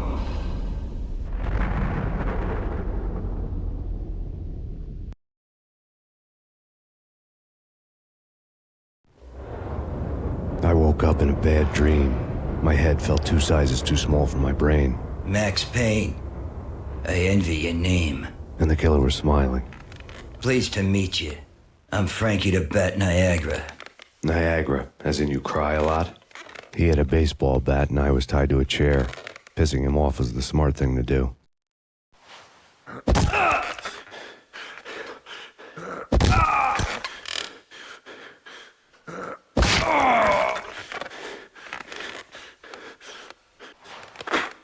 Nothing wrong with a little laughing. Take me, for example. I love to watch cartoons.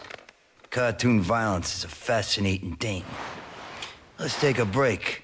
I need to take a leak and maybe grab a cold one at the bar. Don't worry.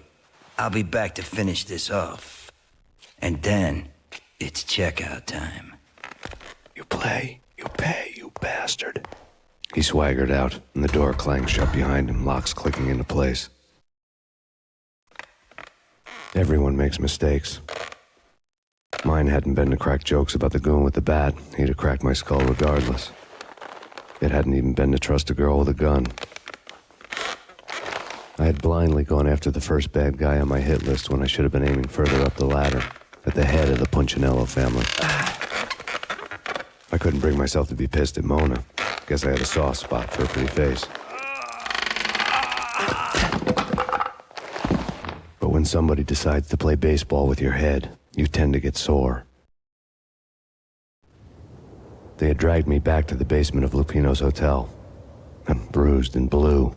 I felt like the chair I had broken to get free.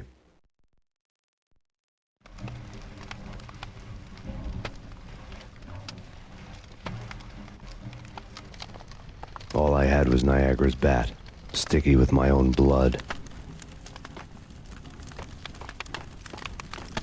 Without a gun, I'd be no match for Frankie's men. I'd have to play hide and seek with them.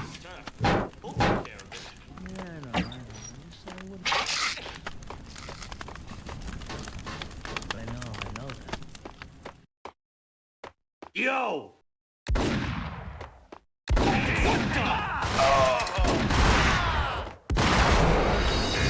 Blood.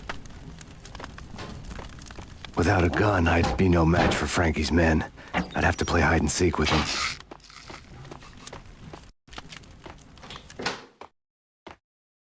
It's Frankie's turf. He'll take care of it. Yeah, I know. I wouldn't mind having a go at it myself. It's Frankie's turf. Yeah, I know that. Hold it! It's Payne! Hold it! What the?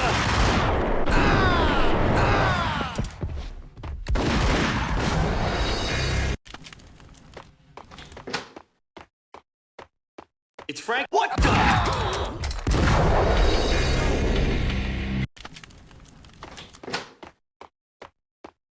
It's Frank. What the?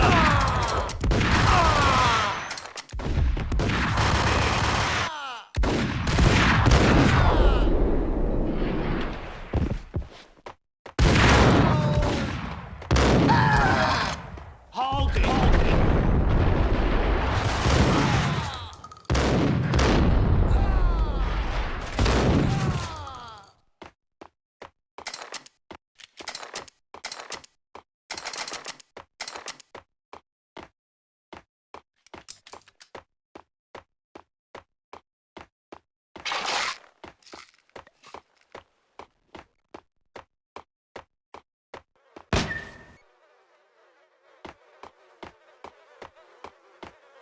Payne!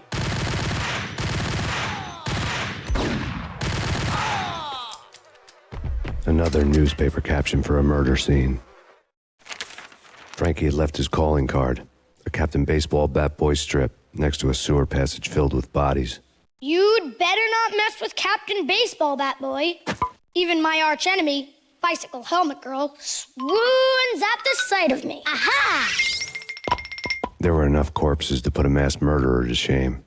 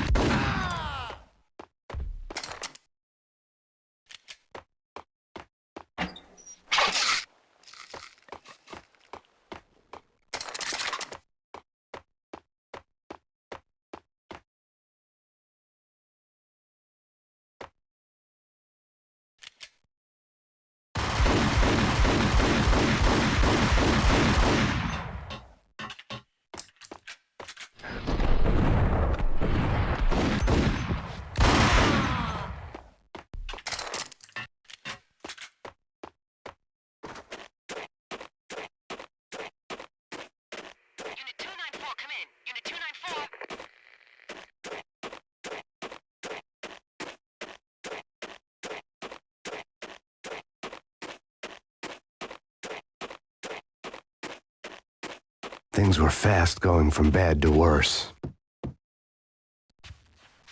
The men in blue had come and gone. They had decorated the place with chalk outlines and tied it together with yellow tape. The cops who had stayed behind were dead. Frankie, his boys, and I had the place all for ourselves.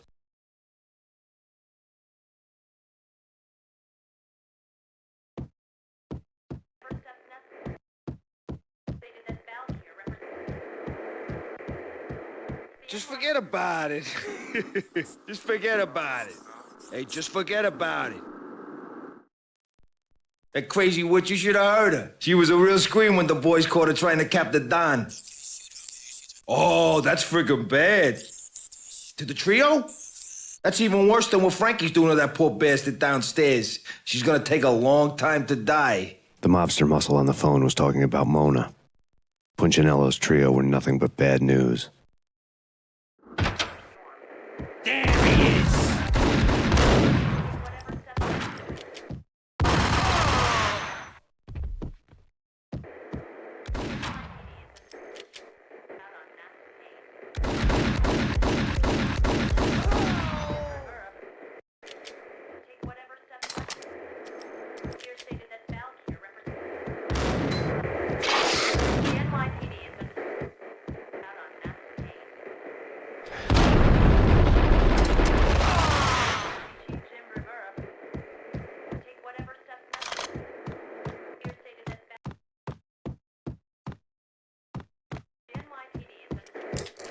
More evidence that Punchinello didn't like me much. The fact remains that all the victims so far identified in the Ragnarok shooting have been known criminals, many of whom had large doses of V in their blood. Reliable sources say that Max Payne was also among those killed, although no body has been recovered at this time. Reliable sources. That meant somebody thought the Mafia had me, didn't want the cops snooping around anymore. The body would be delivered to them barely recognizable. Case closed. Don Punchinello had the power to be that reliable source, which was no news. But his news was old news. Framing me hadn't been enough. Don Punchinello had put a hit on me. He wanted me dead, and it had been important enough for him to give written instructions to Frankie about it. Max Payne should die like a dog for the trouble he's caused. Frankie, I know I can trust you to give this matter the dedication it needs.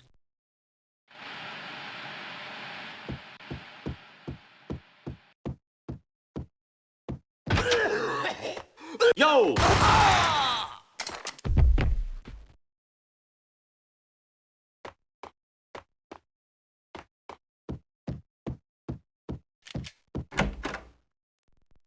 The hotel bar was fast developing quite a history. True to his words, Frankie was there, having a beer. Jesus Christ. How the hell'd you get loose? Got bored waiting.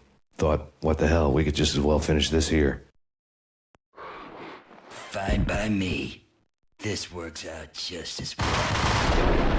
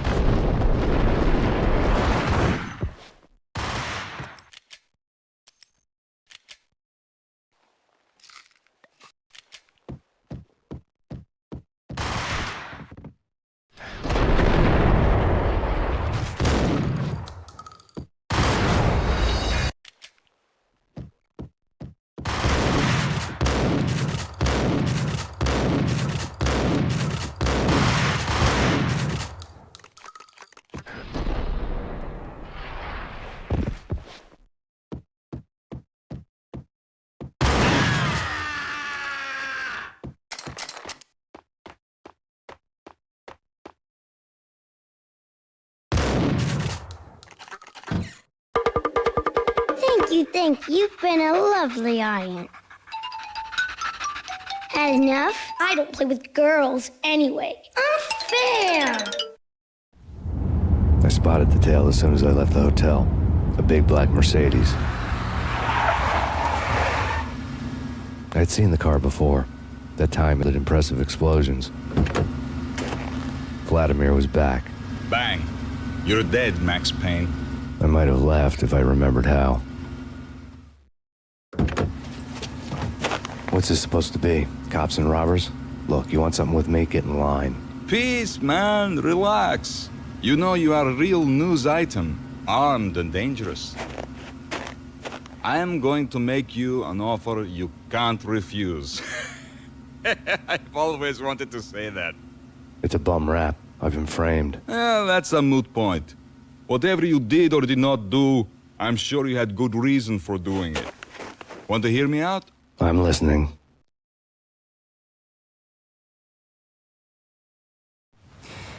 Punchinello messing with V is bad for business all around. But that's not all.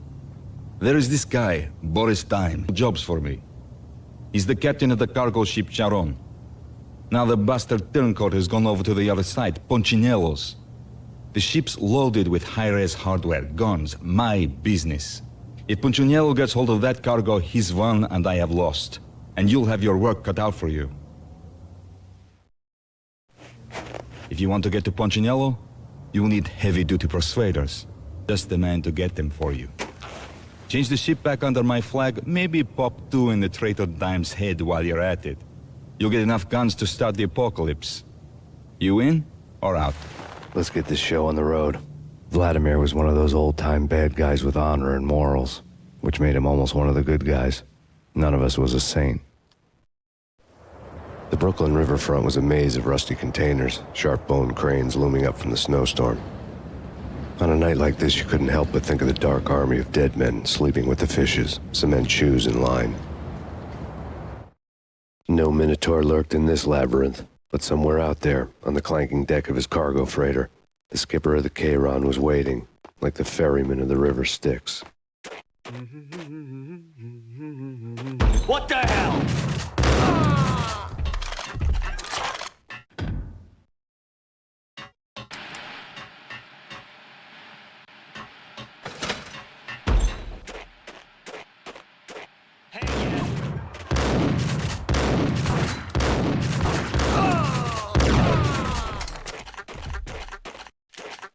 Both of them beaten to a pulp. Eyes swollen. They couldn't see. Swaying on their feet. Spitting on the blood. Money. Look, here's the man's trans...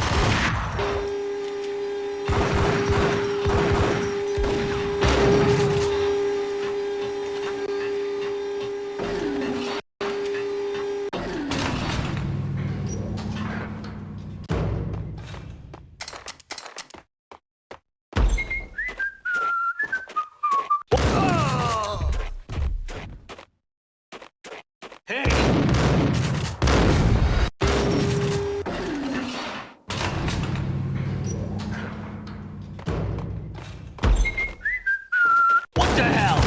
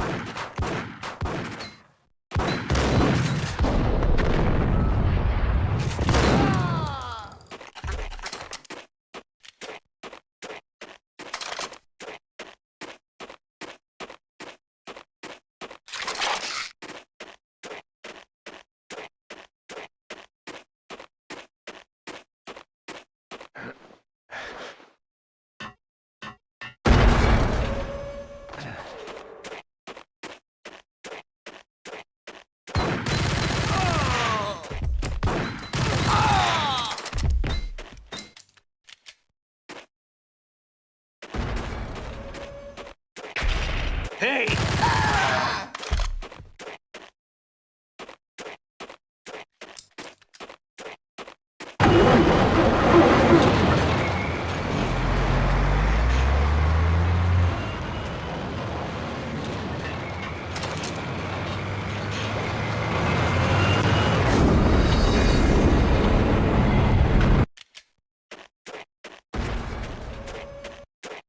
What the hell?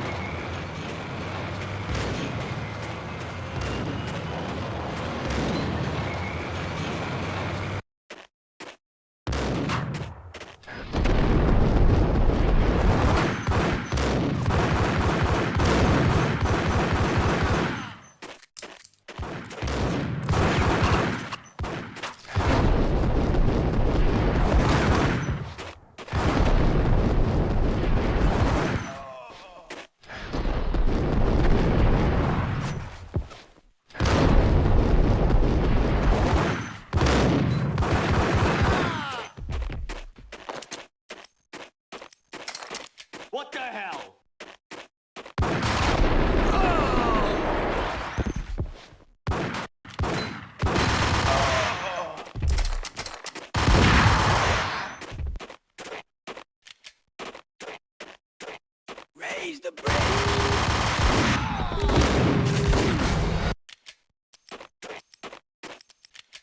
Raise the brakes!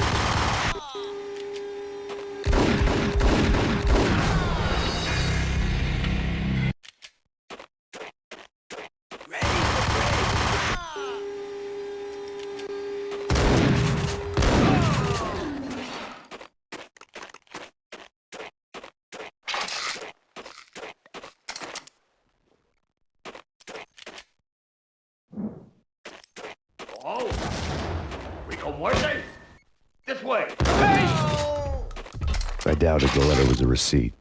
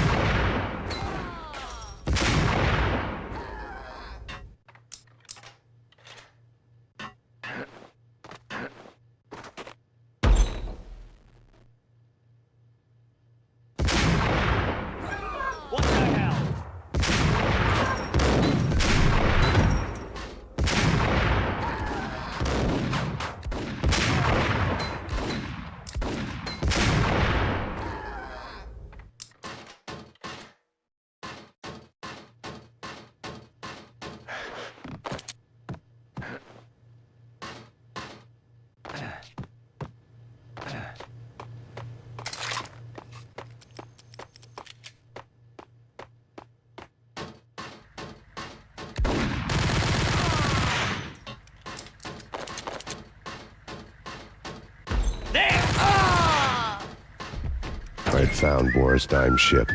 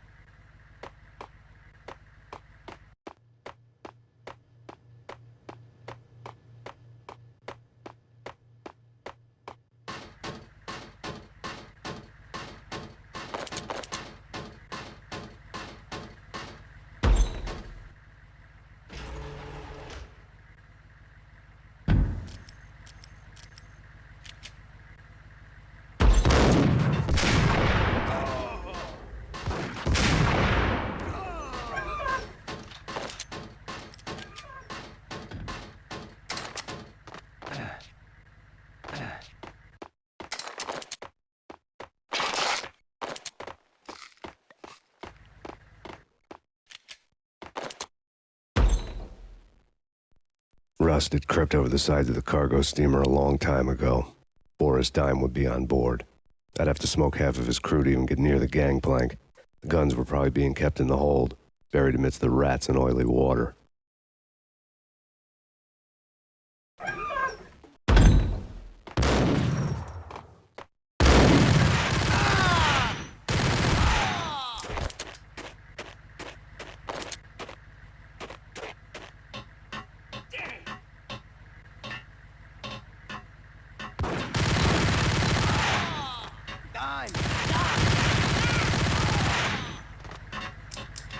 Yo!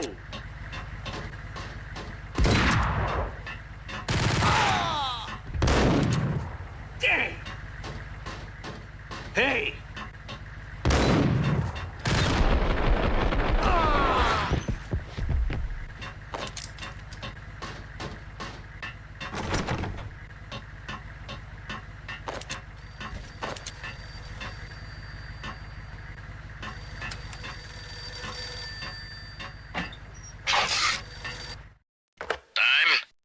Angelo Puccinello here. Angie, tell me, how much did Dime cost you?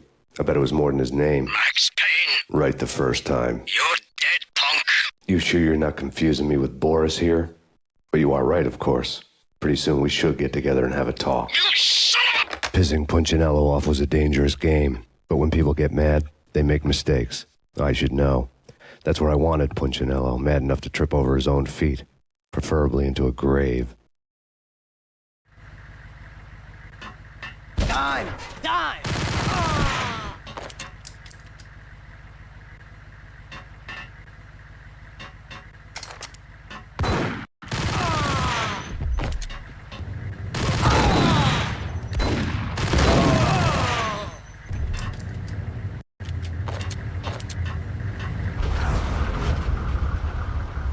Tell the devil that Dime sent you.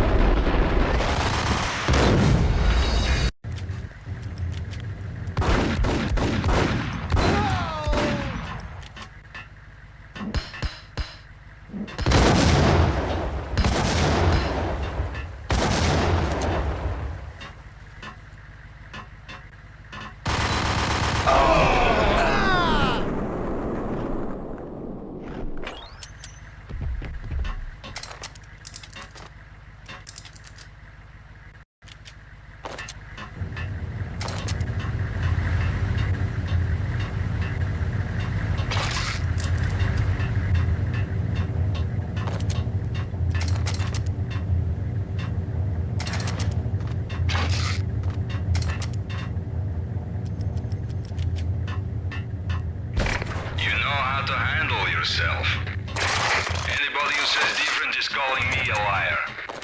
Glad of you here. Collect all the guns and ammo you want. Meet me on the bridge afterwards.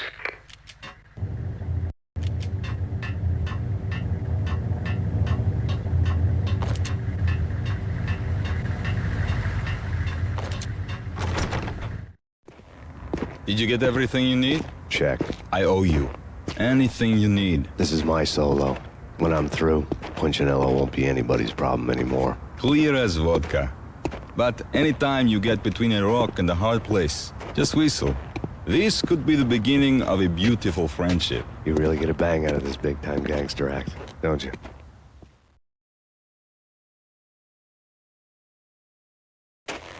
Even with all this firepower, I figured I couldn't get to Pletta's manor. I could only hope that he wouldn't pass a chance to hear me beg to see he's won. This is Max Payne. I want to cut a deal. Payne, you're a dead man. That's what everybody keeps telling me. I got your ship and her cargo. Oh, no gain, capiche? My restaurant. Yeah, I know it. 1 hour. Punchinello's restaurant had seen better days. Snow was falling like ashes from post-apocalyptic skies, but that was outside. Things would soon get hot in the Don's restaurant. I knew it was a long shot, Angelo Punchinello actually showing up, but there was no crime in hoping.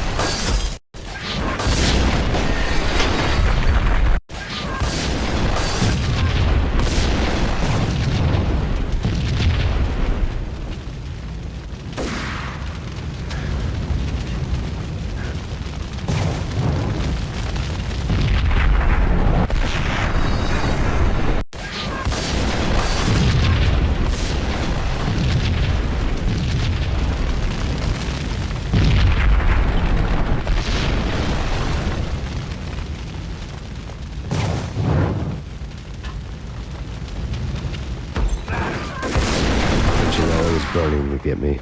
The feeling was mutual. He was trying to put out my flames with gasoline.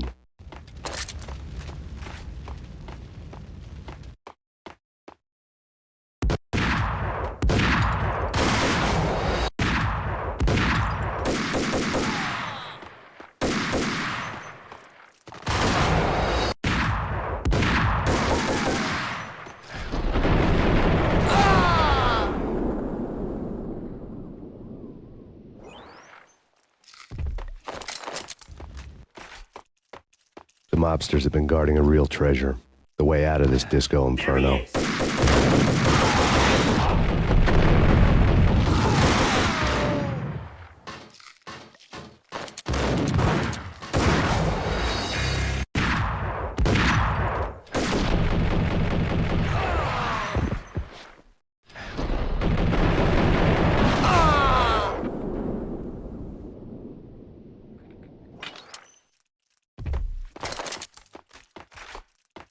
The mobsters have been guarding a real treasure. The way out of this disco inferno. The mobsters have been guarding a real treasure. The way out of this disco inferno.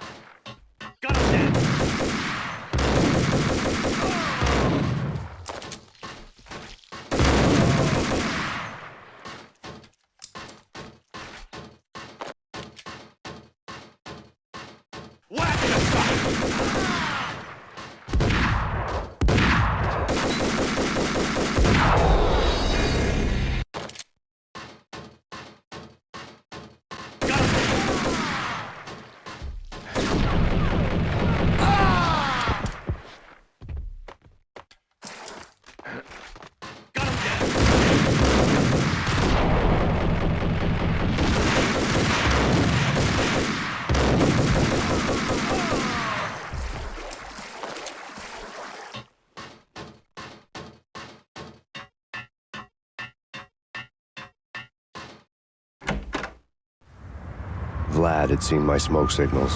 The Mercedes was revving to go, almost drowning out the banshee wail of the sirens. You coming?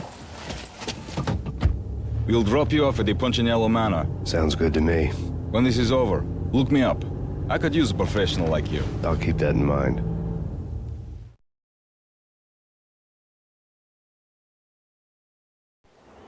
The night groaned with cold. The garden lights flickered nervously. In their light, the falling snow was dead white before the darkness ate it up. I had heard the stories. The trio were mad dogs. They'd have hung the heads of their enemies over the manor gates if the capo had only let them. Punchinello wanted Payne. He'd see the pain. The trick in my situation was that there was no trick, no matter what the movies tell you. No rules, no secret mantra, no roadmap. It wasn't about how good you were. Chaos and luck. And anyone who thought different was a fool. All you could do was to hang on madly, as long and as hard as you could. Someone had graciously left the back door open for me and killed. My money was on Mona. I knew the trio would be standing between me and Punchinello. I had read their rap sheets, thick as phone books. No one would be walking out of here alive. The numbing cold of the broken night had followed me in. Upstairs, the trio tangoed down the manor halls to the silent rhythm of their murderous hearts, the blood of their victims rust on their lips. Vince Mugnano, Pilot Providence, a.k.a. Big Brother, and Joe Deadpan Salem. The pistol was a frozen lump in my hand, piercing the skin, gnawing me to the bone.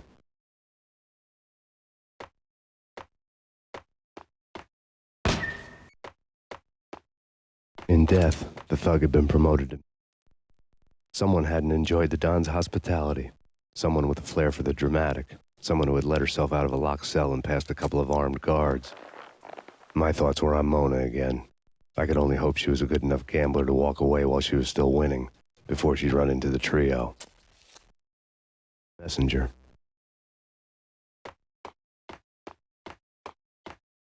Max!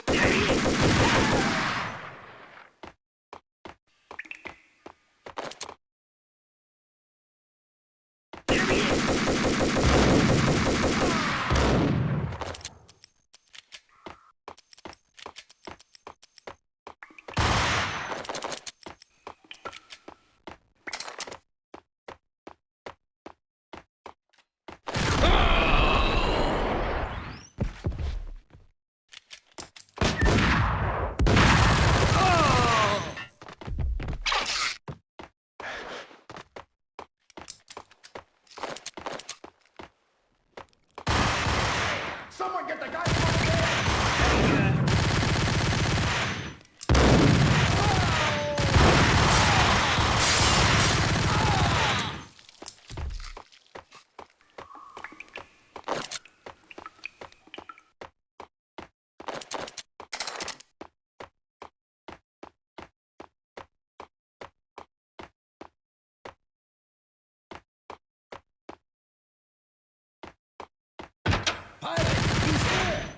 It didn't take me long to run into the trio. The word on Lisa Punchinello was that she was a bit of a witch. The tarot cards on the kitchen table fit the picture. They weren't my kind of cards, but I was willing to take a crack at the hand Mrs. Punchinello had dealt. The first card was the tower. Maybe that was supposed to be the manor. It got easy after that. The devil was the master of the house, and death was me, coming for him.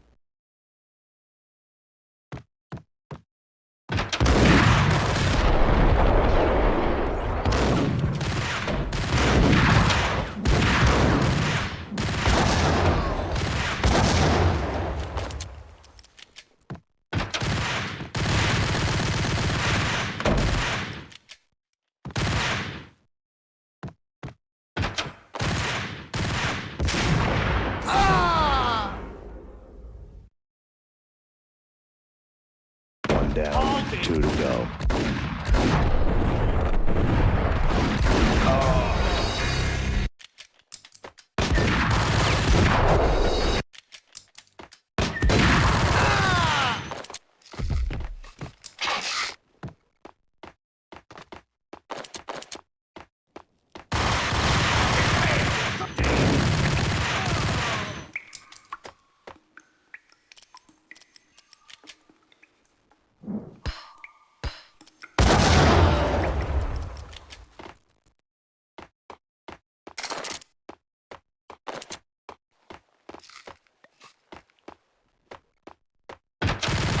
He's here! It didn't take me long to run into the trio.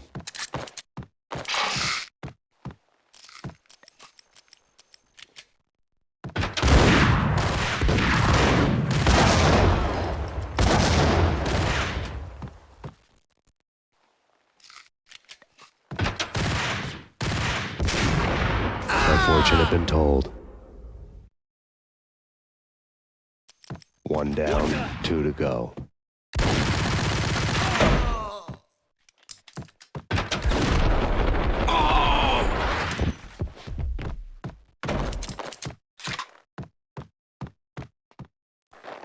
The word.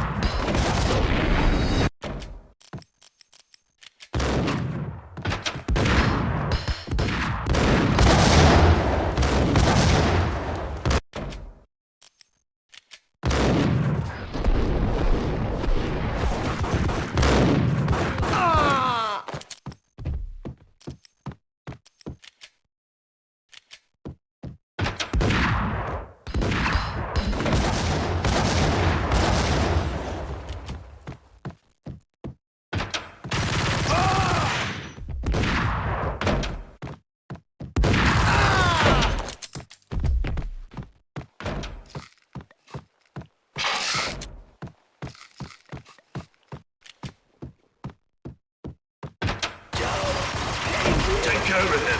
I want him dead.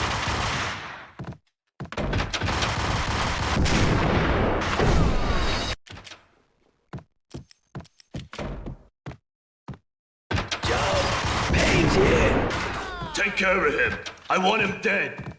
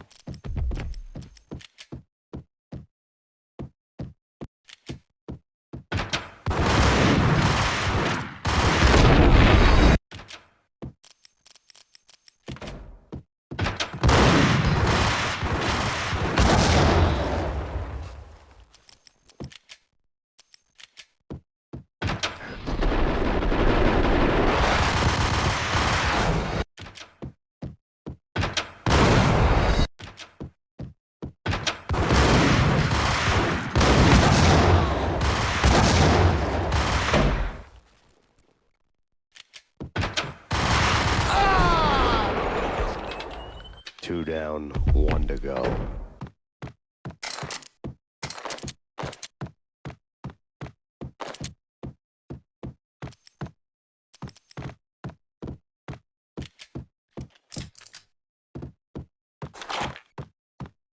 Payne!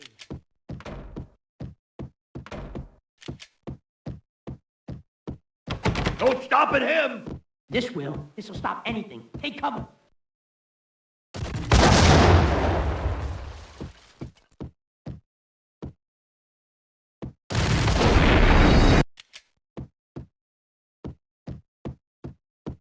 Don't stop at him! This will. This'll stop anything. Take cover.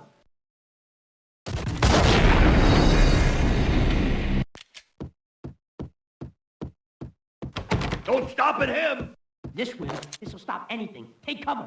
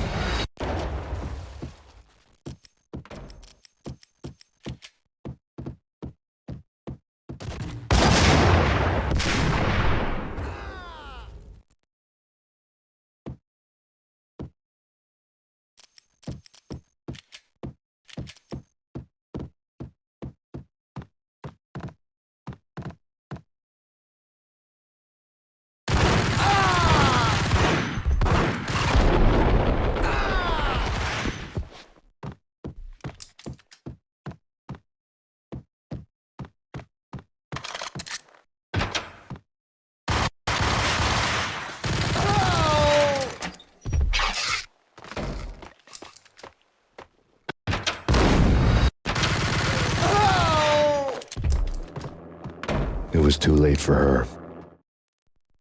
You're a real angel, Max. I couldn't tell whether it was Mona or her sister. The body was a mess. The sick bastard had really gotten a kick out of it. Seeing her lying there got me thinking about another woman's body on another bed. Got me thinking about a fallen cradle.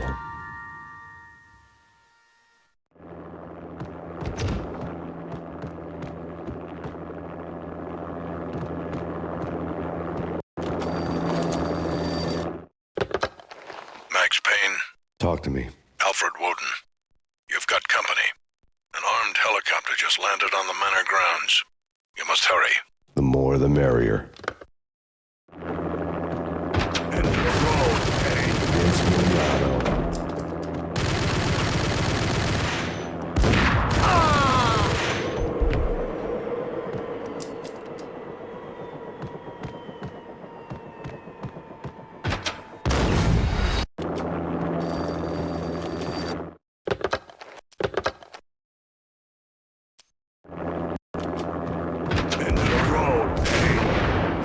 Vince Mignogno.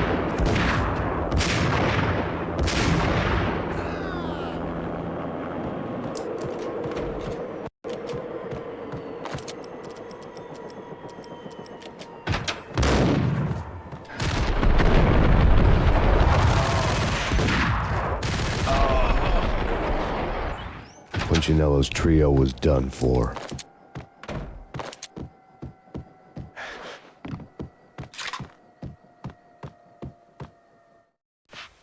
Outside my door. Hurry. He's coming for me. You gotta hurry. Please. I could hear Punchinello on the phone begging for help. He should have been saying his goodbyes. Punchinello was a pushover. When I stepped into the room, he folded like a deuce before a royal flush. No, wait. I was just doing what I was told. I couldn't refuse. She's someone high up. Government, maybe. I don't know. He was trying to buy more sand for his hourglass. I wasn't selling any.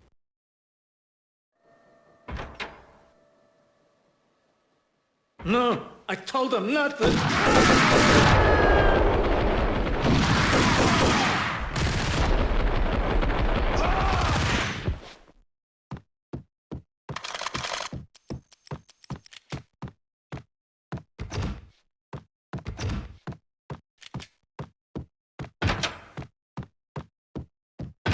Drop it. Don't move. Game over, Max Payne. I could tell when I was outgunned. It was time to take another beating. The mystery witch was a real barracuda. Trouble on dagger heels, a smoking assault rifle in her hand, and an army of killer suits behind her. How sweet. I get to kill two birds with one stone. Sooner or later, it was going to catch up with you. Mr. Payne, it's time to show you the benefits of my brew. Be a good boy now. You'd find that Lady Luck was really a hooker. You were fresh out of cash.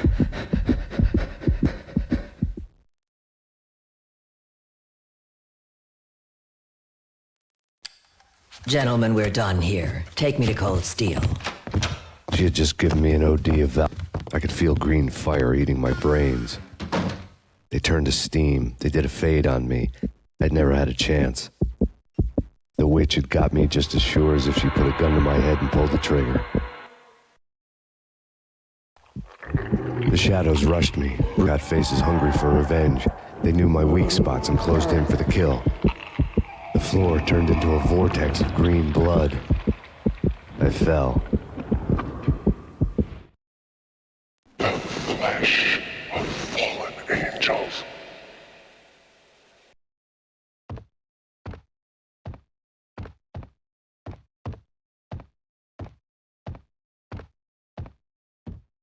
Who's there? Max? Max, is that you? Max? Where are you, Max? Please. No, please, Max, no. I'm sorry. Please don't, Max, no. Please. Max? Where are you, Max? Please. The letter was staring at me. There was something disturbingly familiar about the letter before me. The handwriting was all pretty curves. You're in a graphic novel. The truth split my skull open, a glaring green light washing the lies away. All of my past was just fragmented still shots, words hanging in the air like balloons. I was in a graphic novel. Funny as hell. It was the most horrible thing I could think of. Bartender is shiny stuff and dreams are made of stooped necromancers. He sings like a banana wrist, having strayed too close to the constellations on their shaved skulls. There was a bad line in a prank call. Someone spouting insane babble. I couldn't make sense of it. But I had an overwhelming sense of deja vu, and the caller's voice sounded oddly familiar.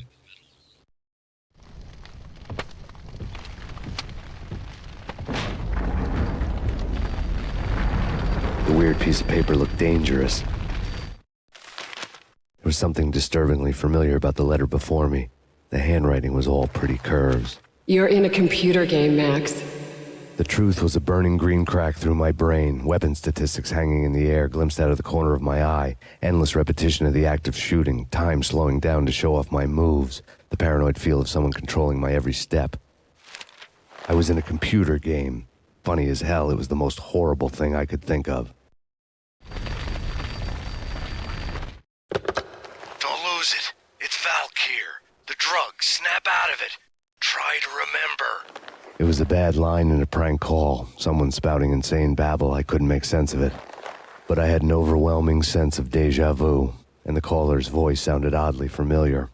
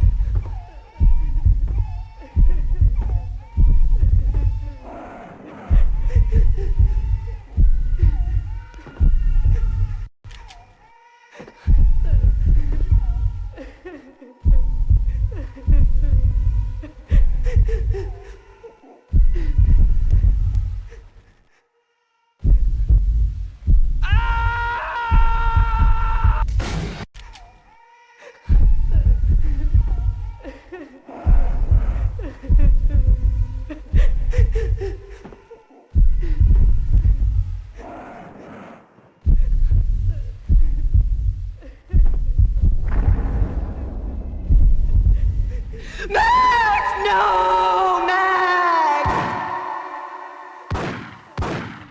Murderer! You killed her!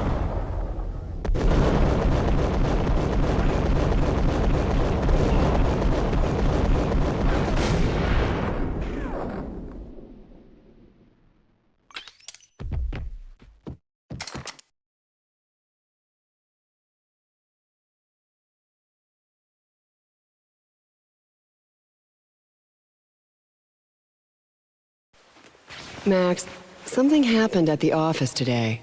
A strange memo. Something about Vikings. Honey, I gotta run. You can tell me all about it this evening. Have a nice day, darling. The bullet holes were rubies on her chest, blood glowing on her ivory skin.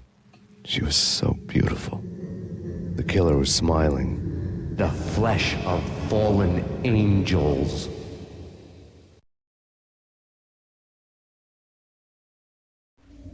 Slowly, the green nightmare faded, leaving dark stains on my soul that would never come off. I felt like flatlining. I was all shook up. I woke up in a cold sweat, sick and tired to the bone, lying in a puddle of my own puke. The hag had said take me to Cold Steel before it had all gone crazy. It was a clue. The only one I had. It took me forever to crawl back to my feet and hit the road, but when I did, I drove straight to Cold Steel Foundry outside the city. There was a whole lot of action around the place for a freezing winter night. Trucks coming and going, men running. I had the drop on the mystery witch.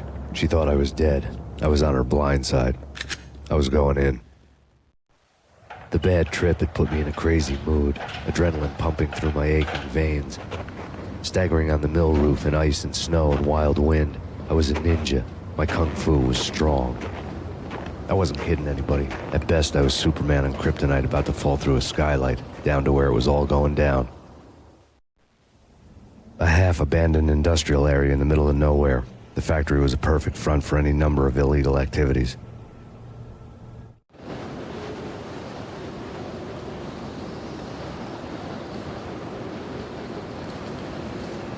In the belly of the plant, molten metal boiled and bubbled like a witch's brew.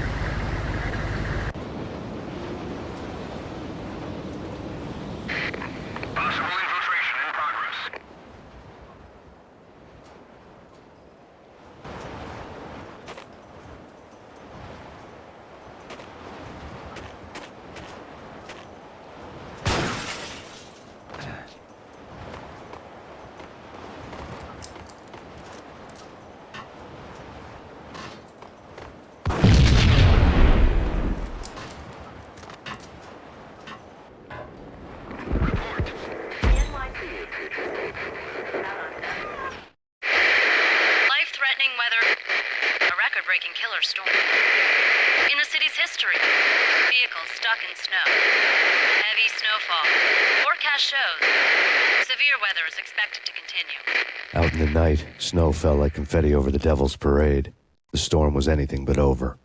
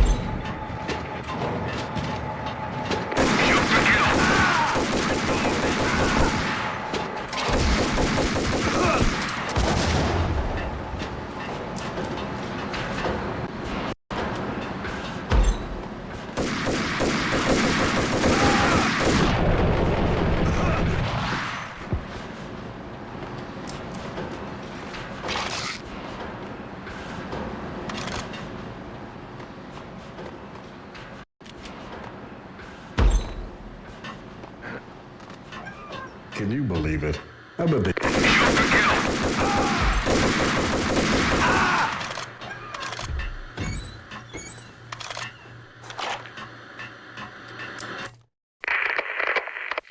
breached. The facility has been compromised. Repeat, the Deep Six has been compromised. Initiate Operation Deadeye. The walkie-talkie military lingo could mean only one thing. They were getting ready to destroy the evidence and vanish into the night. I was so close. The hidden truths were just around the corner.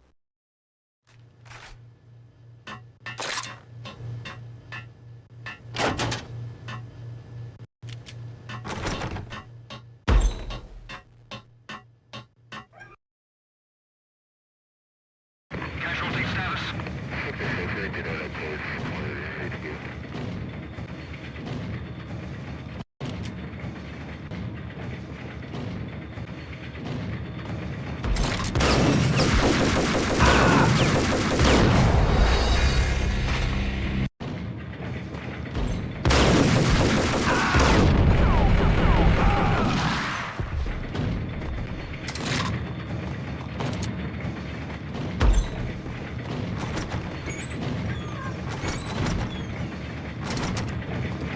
The folder on the table told a grim tale. The mercenaries were running a tight operation, paperwork and all. Merchandise missing again. A chemist had tried to smuggle it out for his own private party. Locked him up in cell B7 in D6's old test facility to wait for proper processing. I was close enough to hear the secrets, just beyond the next doorway.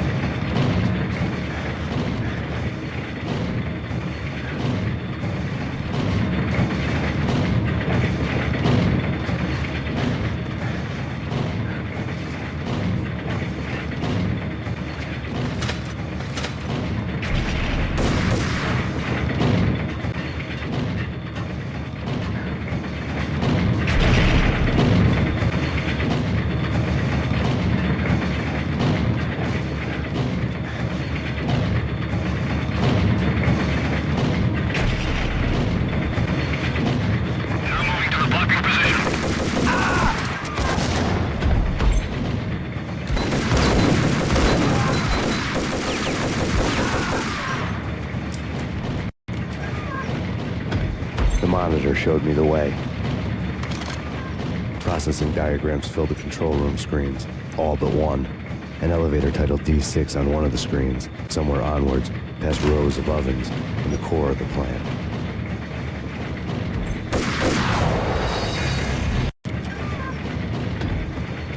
The monitor showed me the way.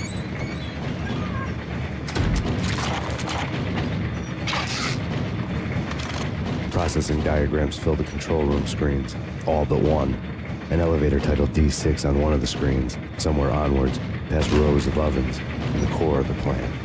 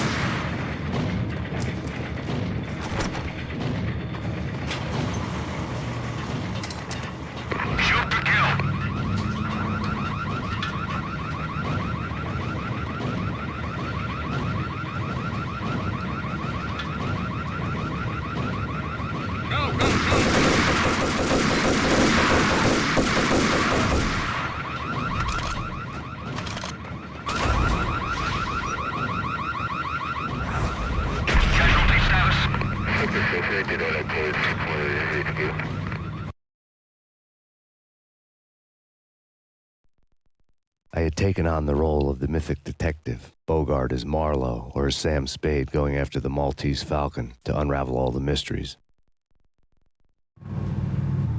Following a path of clues to that final revelation, even if it would take me down to the cold, cavernous depths of a grave. You can't do this! My men are still inside! Do you have any idea why this is called Operation Dead Eyes?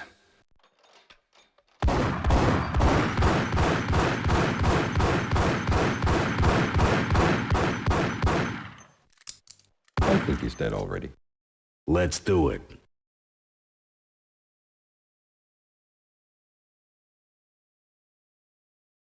Attention all personnel. The self-destruction sequence has been initiated. Evacuate the complex We've got immediately. company. Repeat. The self-destruction sequence has been initiated. Proceed to the nearest exit immediately.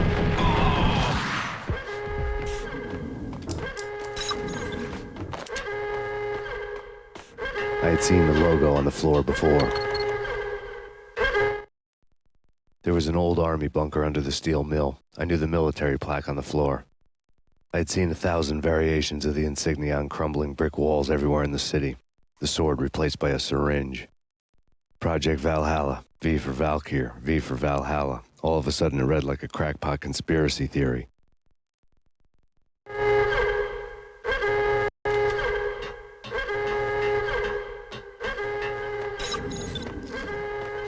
Abort! Abort! The self-destruction sequence...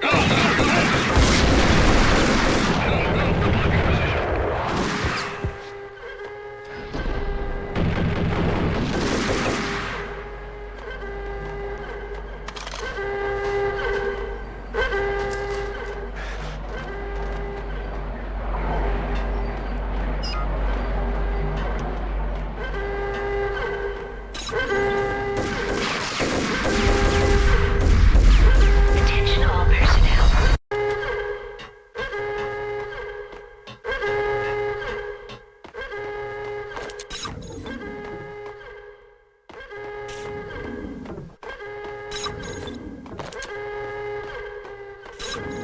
Abort! Abort!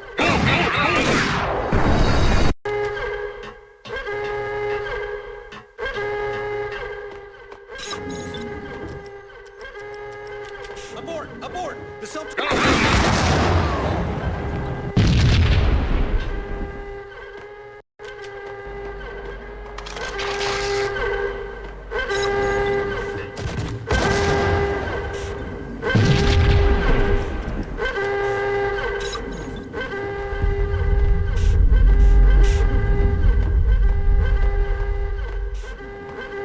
Attention all personnel. The self-destruction sequence has been initiated. Proceed to the nearest exit immediately.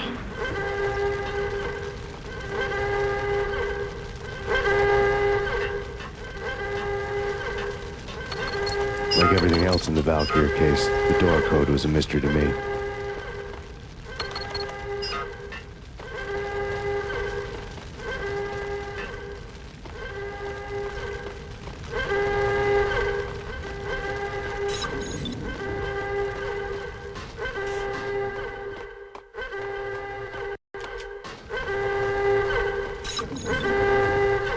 Decontamination in The progress. chemist had been using the workstation when he died. The half-life of the lab rat had ended online, his password blinking on the screen. 665, neighbor of the beast.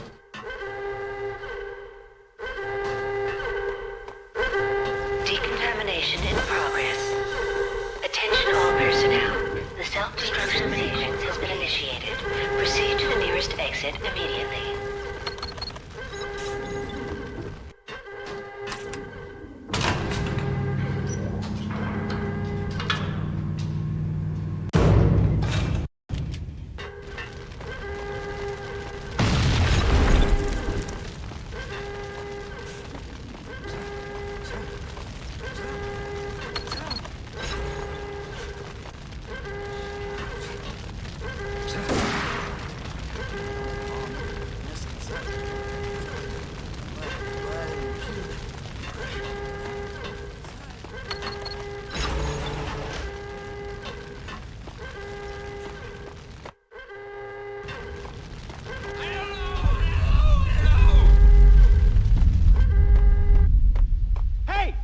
there! Hey!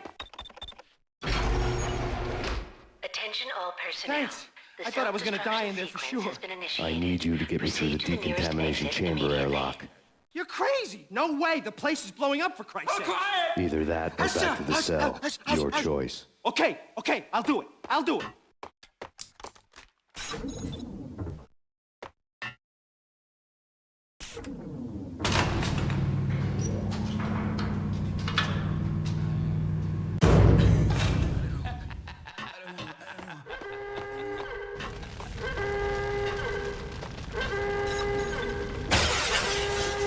We're dead!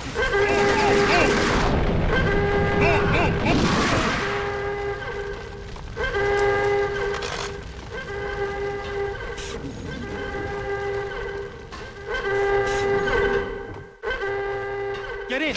I'll punch you through! You did a bad thing. Bad. Decontamination complete.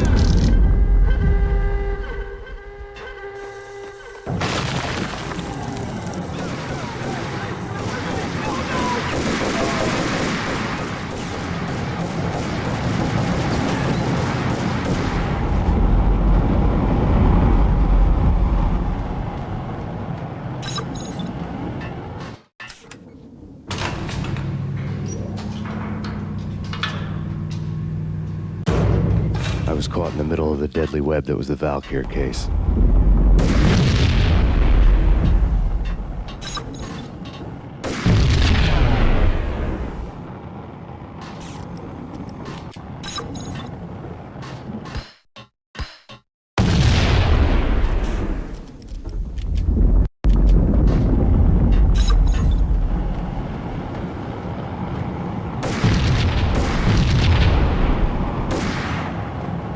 One of the lab terminals. Top secret. Project Valhalla. U.S. Army. Yggdrasil Network. Valhalla. The otherworldly place in Norse mythology where the bravest heroes spent their afterlife feasting and fighting forever. Their wounds miraculously healed night after night. Valkyr. The maidens who chose the most courageous Viking warriors and carried them to Valhalla. 1991.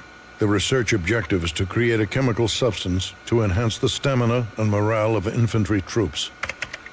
1995. Results unsatisfactory. Project canceled. Someone had decided to continue the sick experiment unauthorized. Project compromised. Data leak. Fix the damage by any means necessary. Security clearance red. Authorize project lead.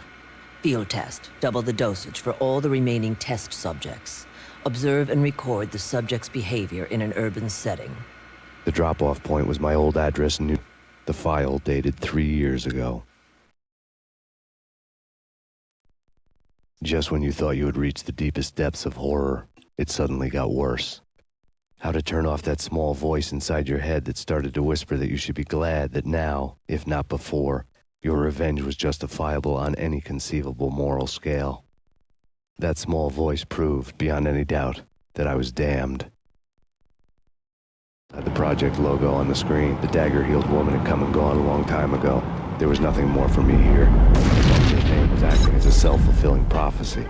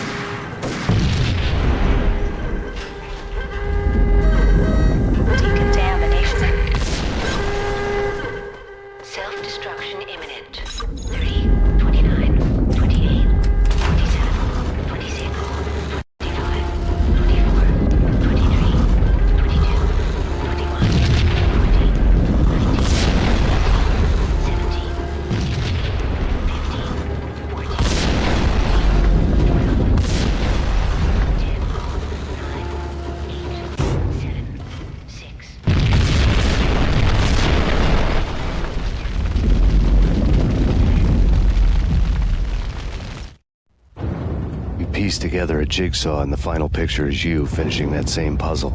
A mad, green-eyed killer standing behind you. An urban legend come true. The Project Valhalla test subjects had been the mad junkies who had murdered my loved ones.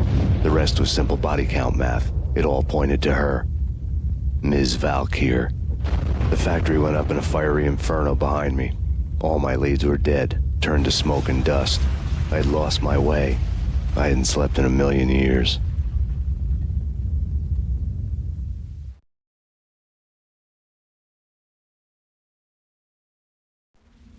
I felt thin as death. I've been living on an endless supply of week-old donuts. They were fuel for this crazy furnace inside my head. I couldn't remember when I had last seen the sun. I was on a permanent graveyard shift. When the darkness fell, New York City became something else, any old Sinatra song notwithstanding. Bad things happened in the night, on the streets of that other city, Noir York City. I was in an all-night diner, downing cup after cup of coffee that tasted like engine oil, when a new message from BB got me back on the killer track. What the hell happened at Roscoe Street? Maxie, I'm going out on a limb here. We need to talk this through. The plan, 30 a.m., the Choir Communications Garage. The more I thought about Alex's murder and the frame-up, the more an inside job. I should have seen it coming. BB had sold me out, and now he wanted to finish what he'd started. The garage was dead. BB showed up in his tailor-made suit, gold watch, and cufflinks to match, all way beyond a cop's pay. Maxie. Oozing suave charm, guilty as hell. What the hell does BB stand for anyway? Backstabbing bastard? Feel like that? Have a cigar. I don't smoke. Maxie, you have no idea how big this is. Dude, you have no idea. I think I do. You're a bribe-taking cop who sold out his partner. Those mobsters in the subway were a dead giveaway. Hard to miss. Bet it was exactly like this with Alex. Up close and... You can't win this one, Max. No, but I can make damn sure none of you do either. BB turned out to be another cardboard cutout bad guy.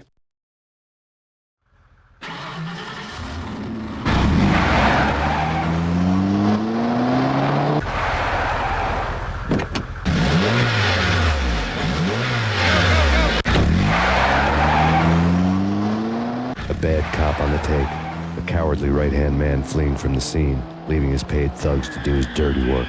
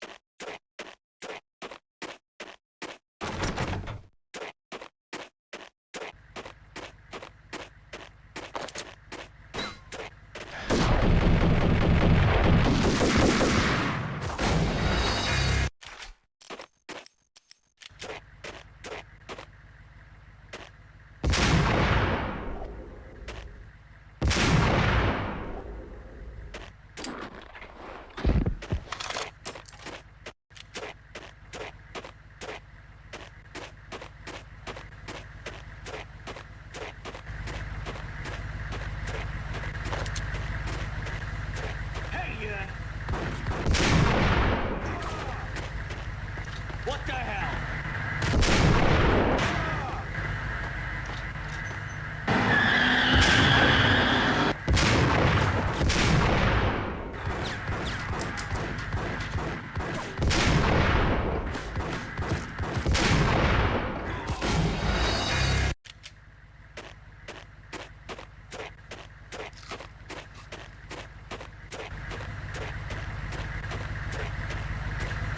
Hold it. What the hell?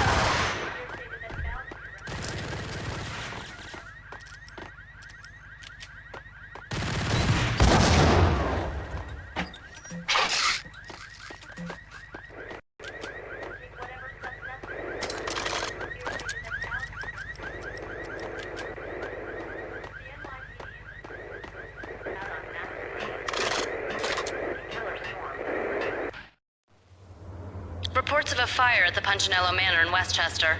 The manor is the home of Angelo Punchinello, the alleged head of the Punchinello crime family. The police are now saying, contrary to their earlier statements, that Max Payne is still alive and at large. He continues his vendetta against the Mafia, of which this last act of arson is attributed to. I had no recollection of setting any fires, but I did remember the flames.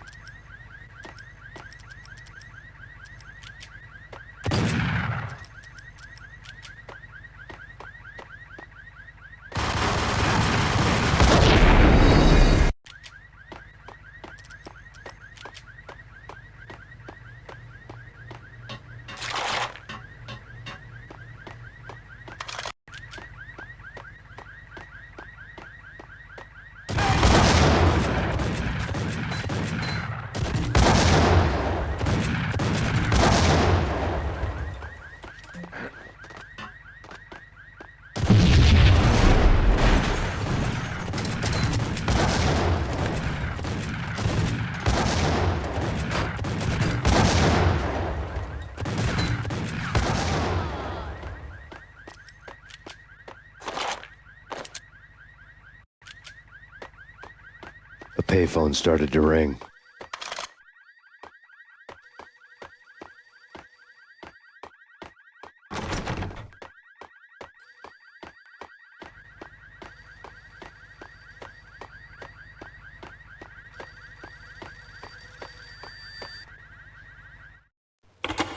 Yeah. Thanks, Payne. Whatever does it for you. This is Alfred Woden. I can give you the name of your enemy. Come to the Asgard building presently. We are expecting you.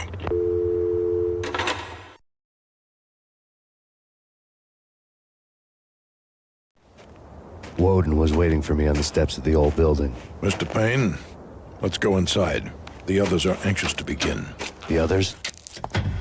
Despite the general misconception, this building actually predates the City Hall by 2 years, thus being the oldest municipal building still in use here at the foot of the Brooklyn Bridge. No kidding. The old man played tour guide as he led me through a dark, domed hall. The answers I was aimed large ahead. Mr. Payne, I would like to introduce you to my colleagues in what we call the Inner Circle. You've been watching too much X-Files. You have seen the files on Project Valhalla. We can fill the gaps, provide you with the missing from those files. We were all involved in the early stages of the project during the Gulf War. What's the catch? We would very much like to blow this thing wide open, but our hands are tied. Her name is Nicole Horn. She was the key figure in Project Valhalla. When the funding was discontinued, she simply refused to quit. She knew exactly what she had in her hands. Nicole Horn is the president of Acer Corporation. She has more than half the city in her pocket. This must be kept under wraps. If you try to go public with this, we will deny any knowledge. We need you to take her out. Afterwards, we can protect you, make all the charges go away. That was the killer suits to kick in the doors and swarm inside. It was an impressive floor show, but I decided to leave early anyway. It was only a one-story fall. Lucky me.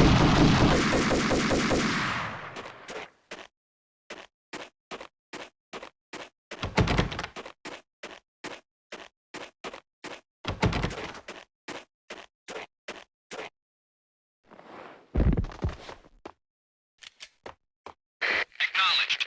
Target escaped. Last known location, the inner courtyard. Search and destroy.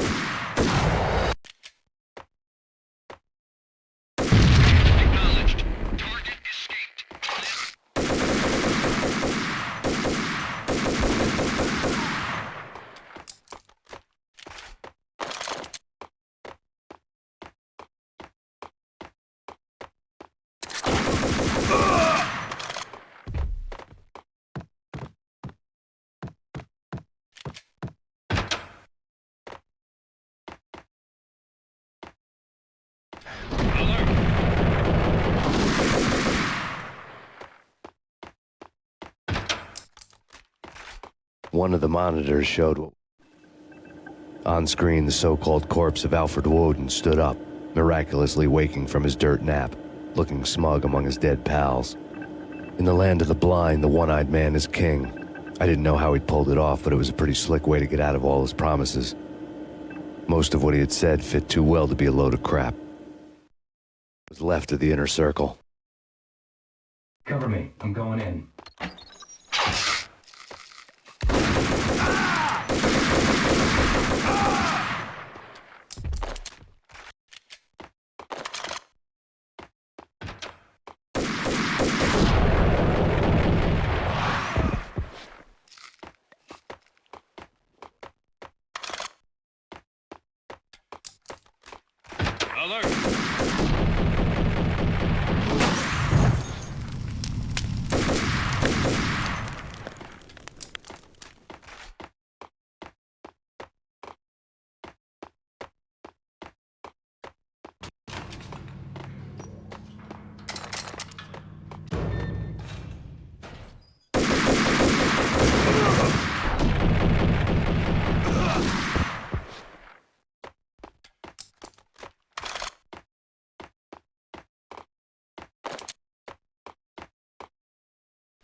Pursuit of the...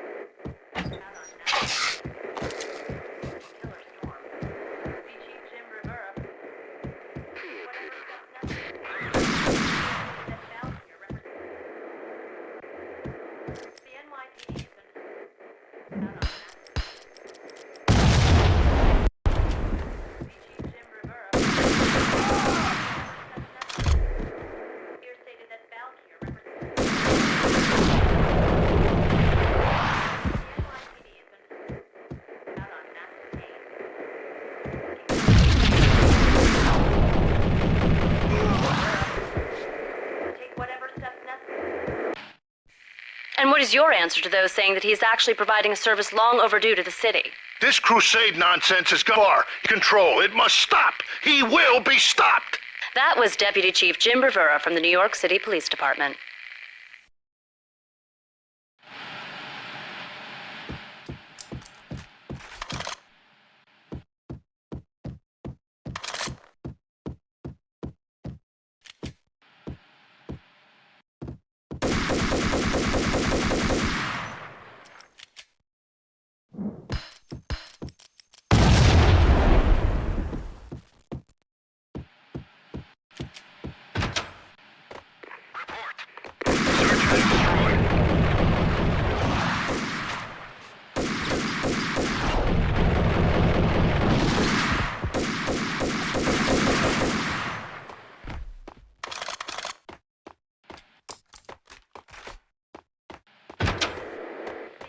A videotape lay on the desk.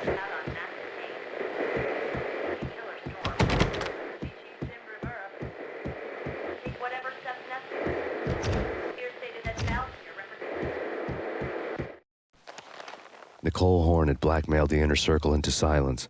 The tape came with a curt extortion note on a piece of expensive paper.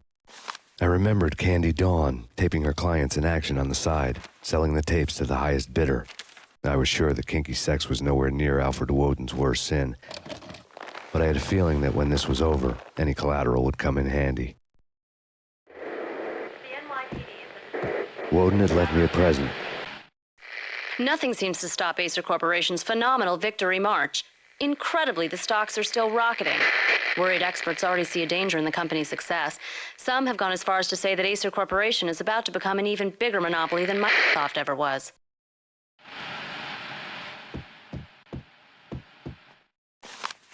Woden had taken care of my mission preps with military precision. The critical areas in the Acer Corporation headquarters blueprints were circled in red. The president's office was at the top of the building, right below her penthouse suite. The elevators were controlled by a security computer, part of the mainframe located underground below the building. The high-rise was sealed as tight as a sci-fi fortress.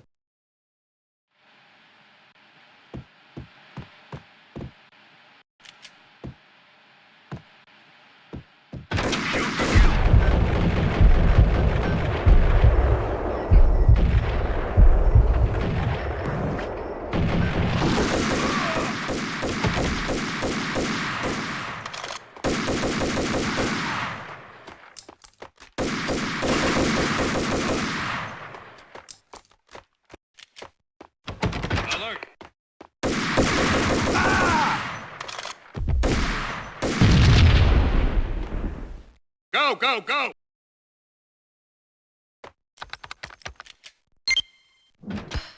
Hostile contact.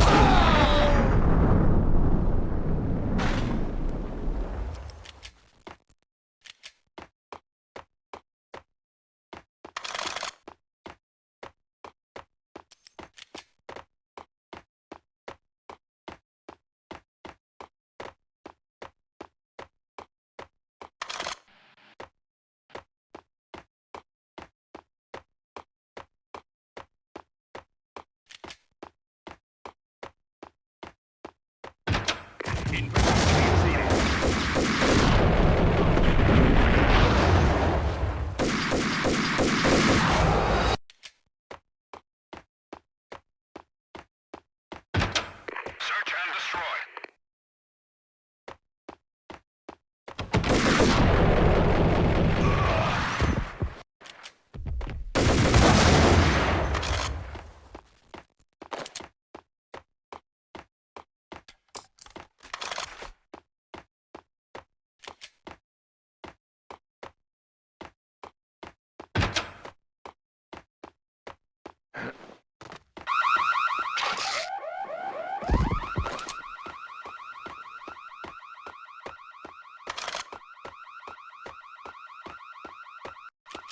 The best move.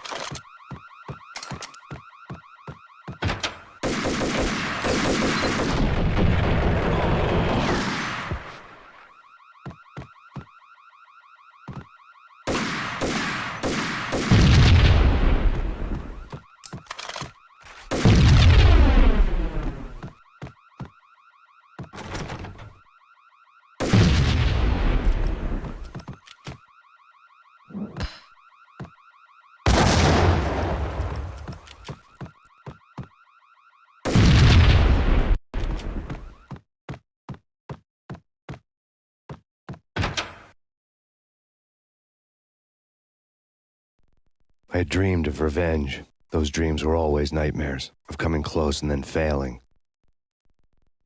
Now I was close. I had a name to guide me, Nicole Horn. I had nothing to lose.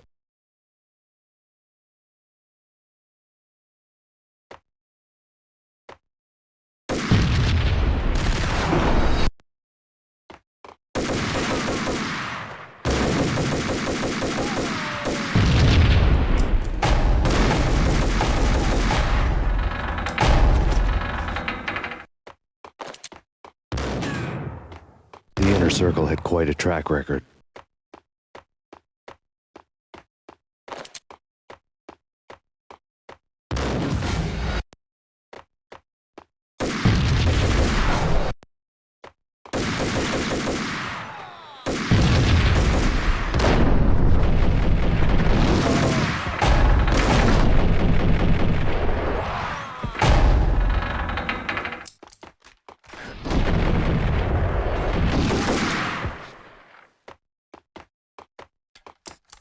The Inner Circle had quite a Project Valhalla had not been the only thing the Inner Circle had been involved in.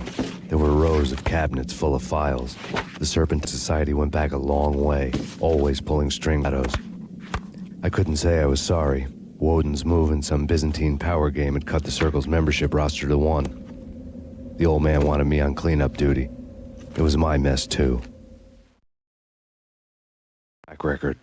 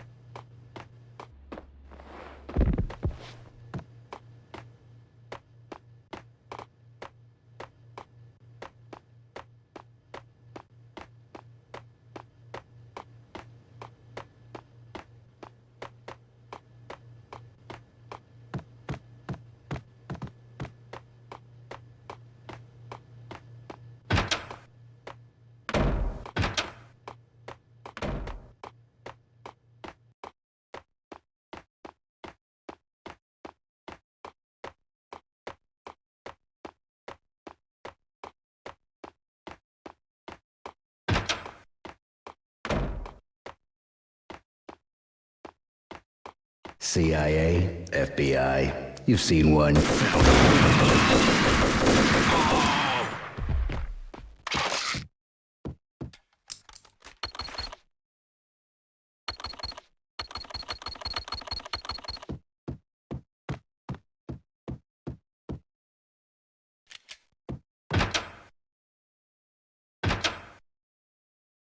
Take him down. Shoot to kill. Let's finish this.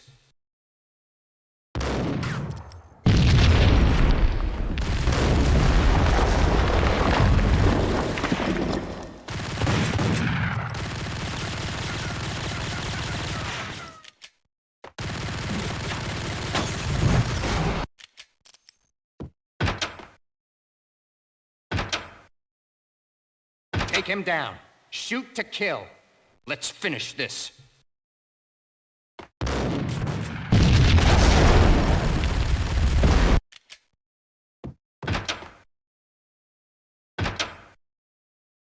Take him down. Shoot to kill. Let's finish this.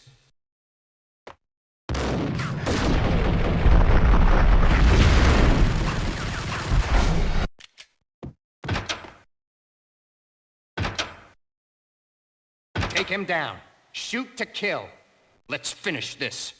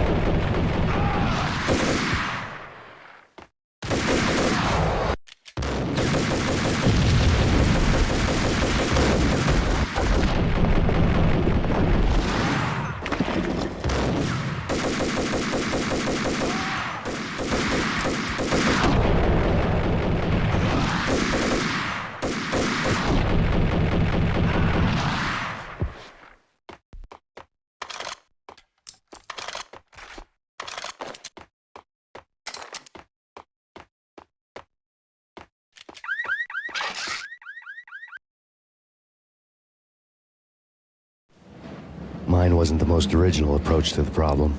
It wasn't as if it hadn't all been done before. An eye for an eye, the first principle of revenge. Old as dirt, still going strong.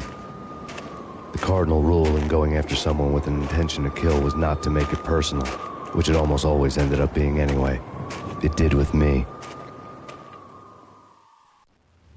I took my time, cruising around the city in the snow. There was no hurry. I knew what I had to do now. I took my time thinking about it, building up the rage. When I was ready, I parked the stolen wheels at the front entrance of Corporation headquarters. Got out, got in, got cracking. I had a bullet with Nicole Horn's name on it. I had 10,000 bags' name on them. She had ultra-high-tech security systems, enough mercenaries and weaponry to start World War III. There was no fear. New York disappeared behind a veil of snow. I had crossed the threshold. This was her domain, sleek and sexy and soulless, all glass and steel. A place of color-coded security key cards, metal detectors, and surveillance systems.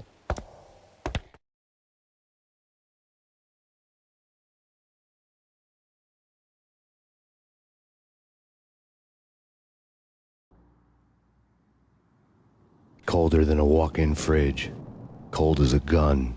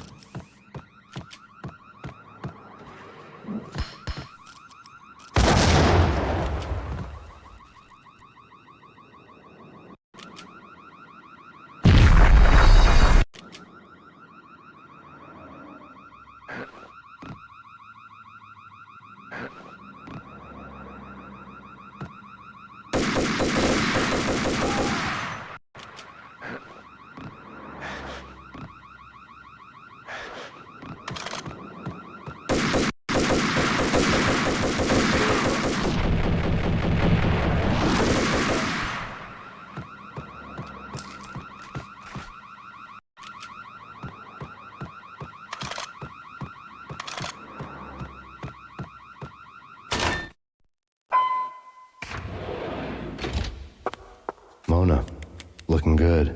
Max, we gotta stop meeting like this. It will be a cold day in hell before I let a narc cop stop me. Miss Sachs, do your job. Relax, Max. You're a nice guy. I don't kill nice guys. Not bad yourself. It was different when Horn wanted Punchinello dead. To cut her ties to the Mafia. He deserved to die. The same goes with she's the bad guy here. Her sister was whispering to her in my favor. I knew the appetites of ghosts intimately. They hungered for revenge.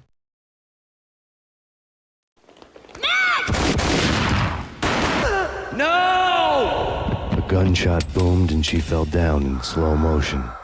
She was a nice girl. Not really a stone-cold killer. She was stone-cold dead. Like religious fanatics or loyal samurai, Horn's private army was coming at me. Target located.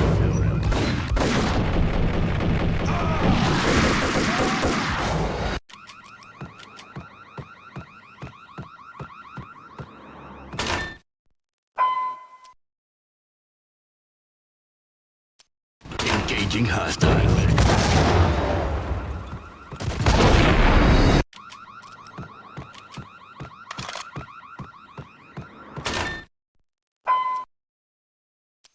Request assistance.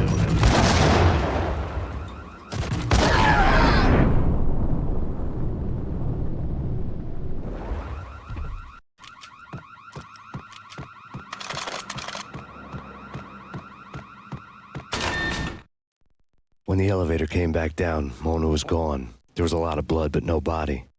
Something clicked for the final time.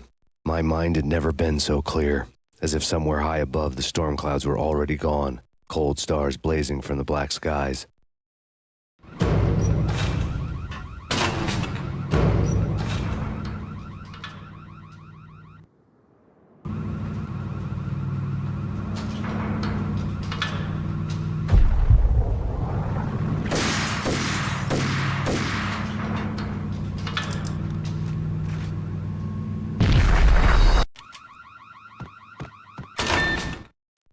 When the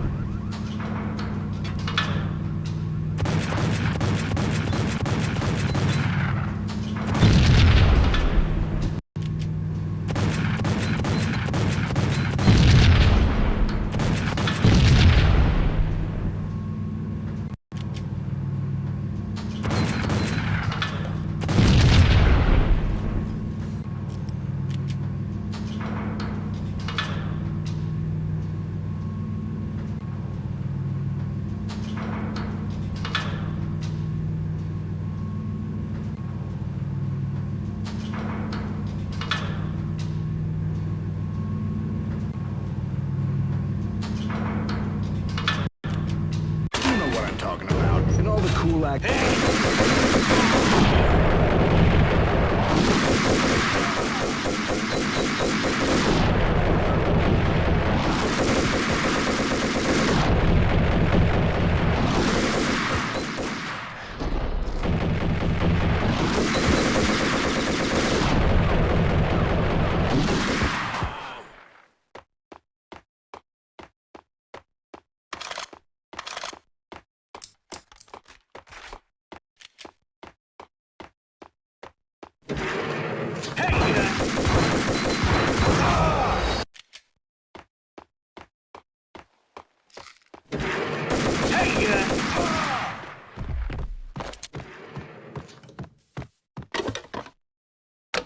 I had elevator access to the mainframe. From there, I'd be able to override the security locks and get to her office.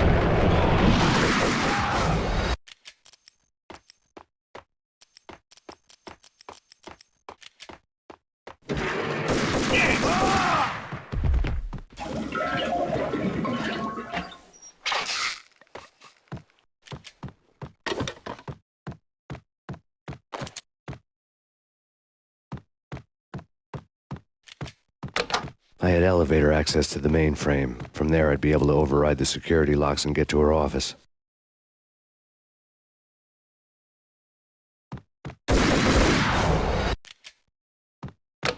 I had elevator access to the mainframe. From there, I'd be able to override the security locks and get to her office. I had elevator access to the mainframe. From there,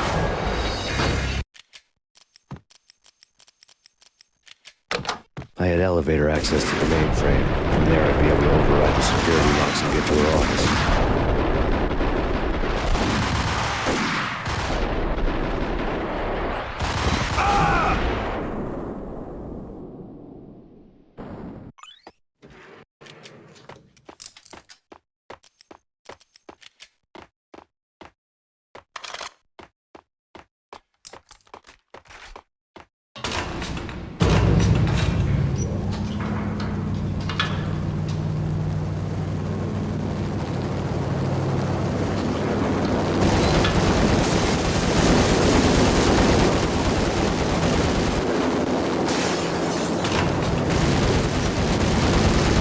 The unmarked chopper was Horn's pet guardian, inhuman and flawless. It was stalking me.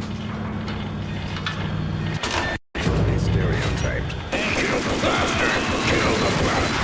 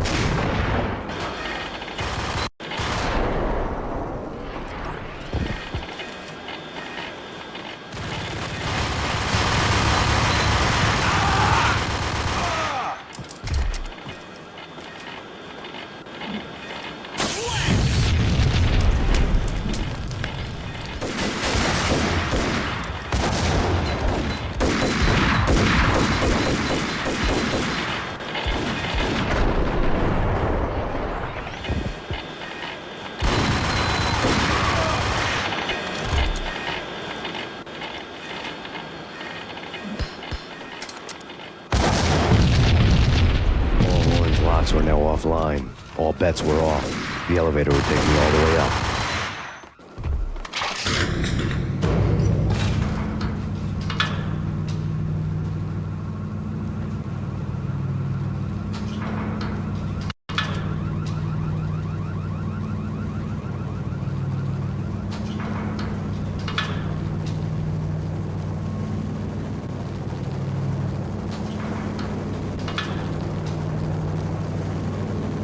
Seen from this height, the night seemed to stretch on to eternity. A hint of desperation had crept into the snowstorm, as if it was trying to get it all out before the end.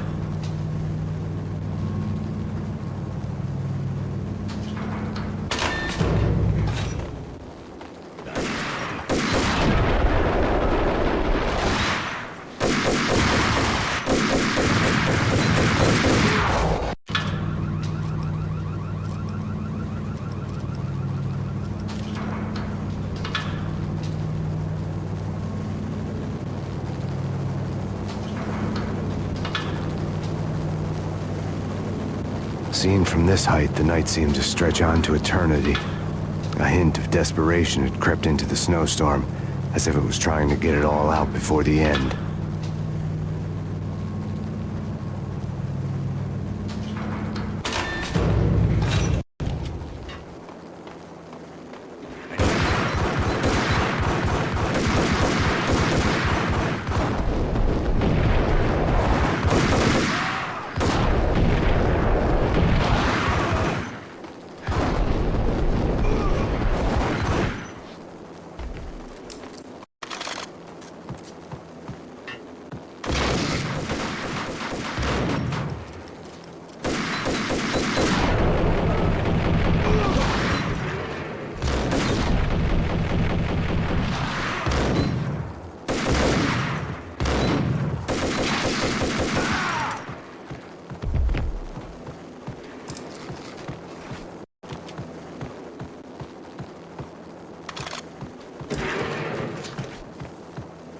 Horn's personal computer was on. Next to the printer was a neat stack of expensive paper. Hacking through Horn's computer would have unearthed files of criminal plans, strategies for world domination, spy helicopter reports, illegal wiretap recordings, internet porno, all of the above. Take your pick. I really didn't care anymore. I had seen too much of it already.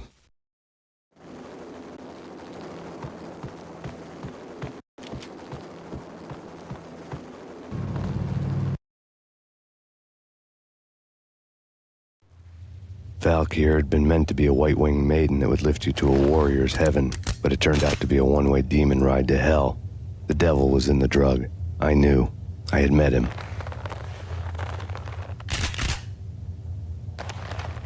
And now I was gonna kill her, the queen of the underworld who had tried to lift herself a bit closer to heaven with her drug money. No begging, no bribes, better. Honor among killers. We who are about to die. Both of us knew how this would end, in pain and suffering.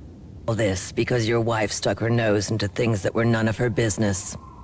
The cops were coming to take me away. The sirens were like a bad conch shake. It's ridiculous you've made it this far. You won't be alive when they get here. Stop him!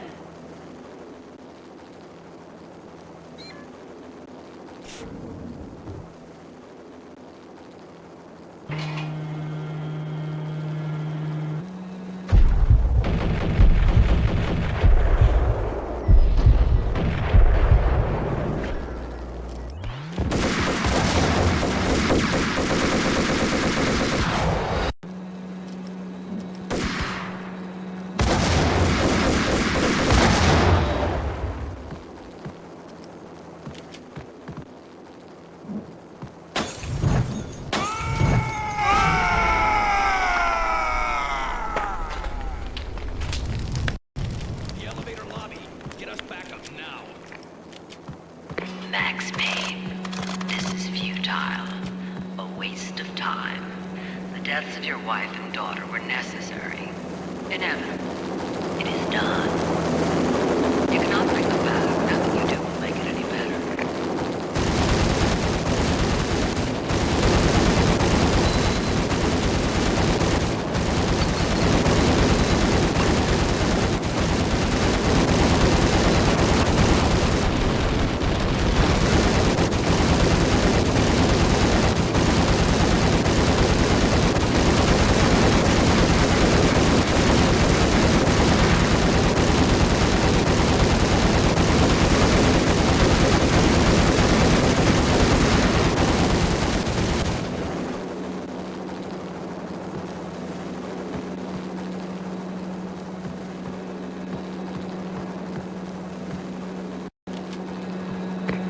Max Payne, you are fighting a losing battle.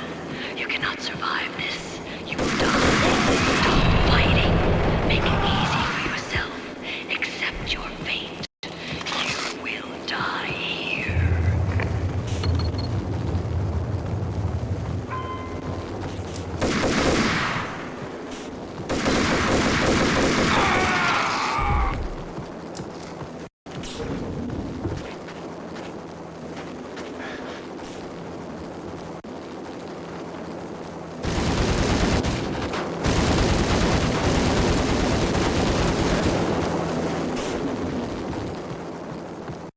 Max Payne, face it.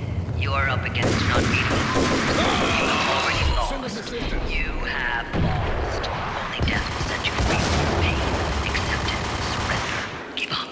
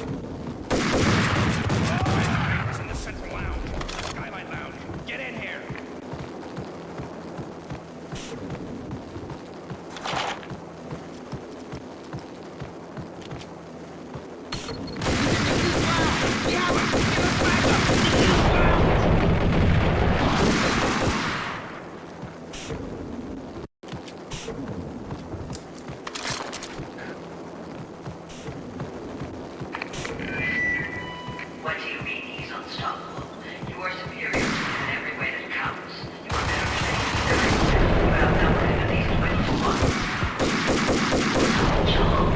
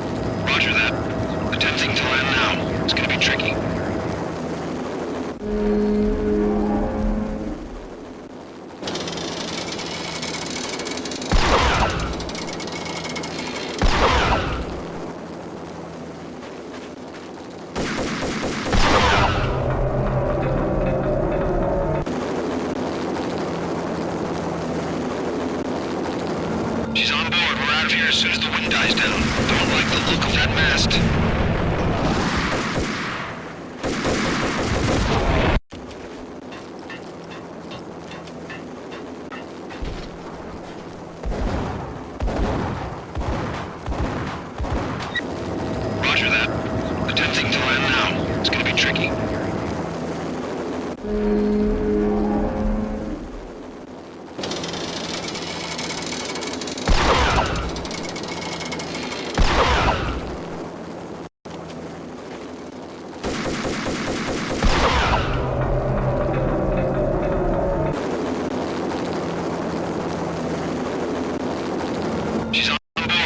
as soon as the wind dies down. Don't like the look of that mast.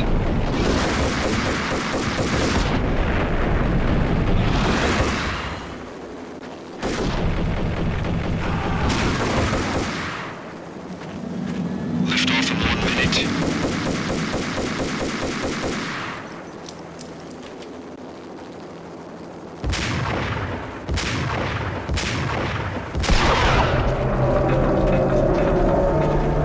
Lift off in 45 seconds.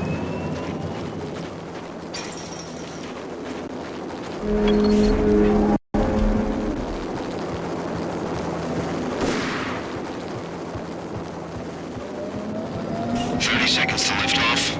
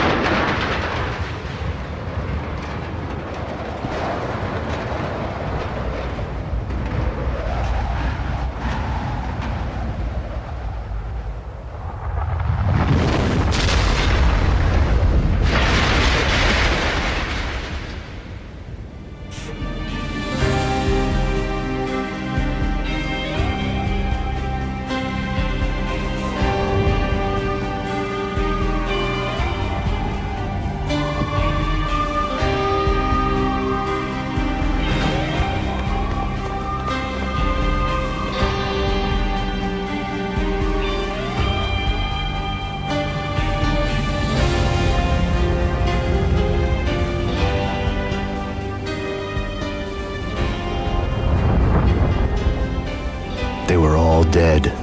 The final gunshot was an exclamation mark to everything that had led to this point. I released my finger from the trigger. And then it was all over. The storm seemed to lose its frenzy. The ragged clouds gave way to the stars above.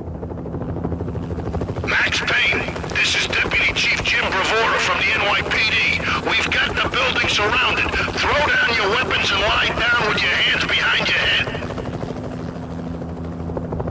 A bit closer to heaven.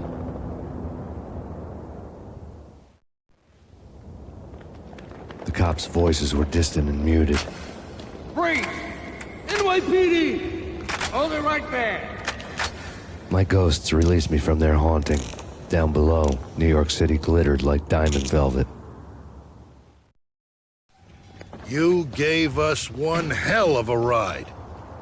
Take him down to Central Booking. You heard the man.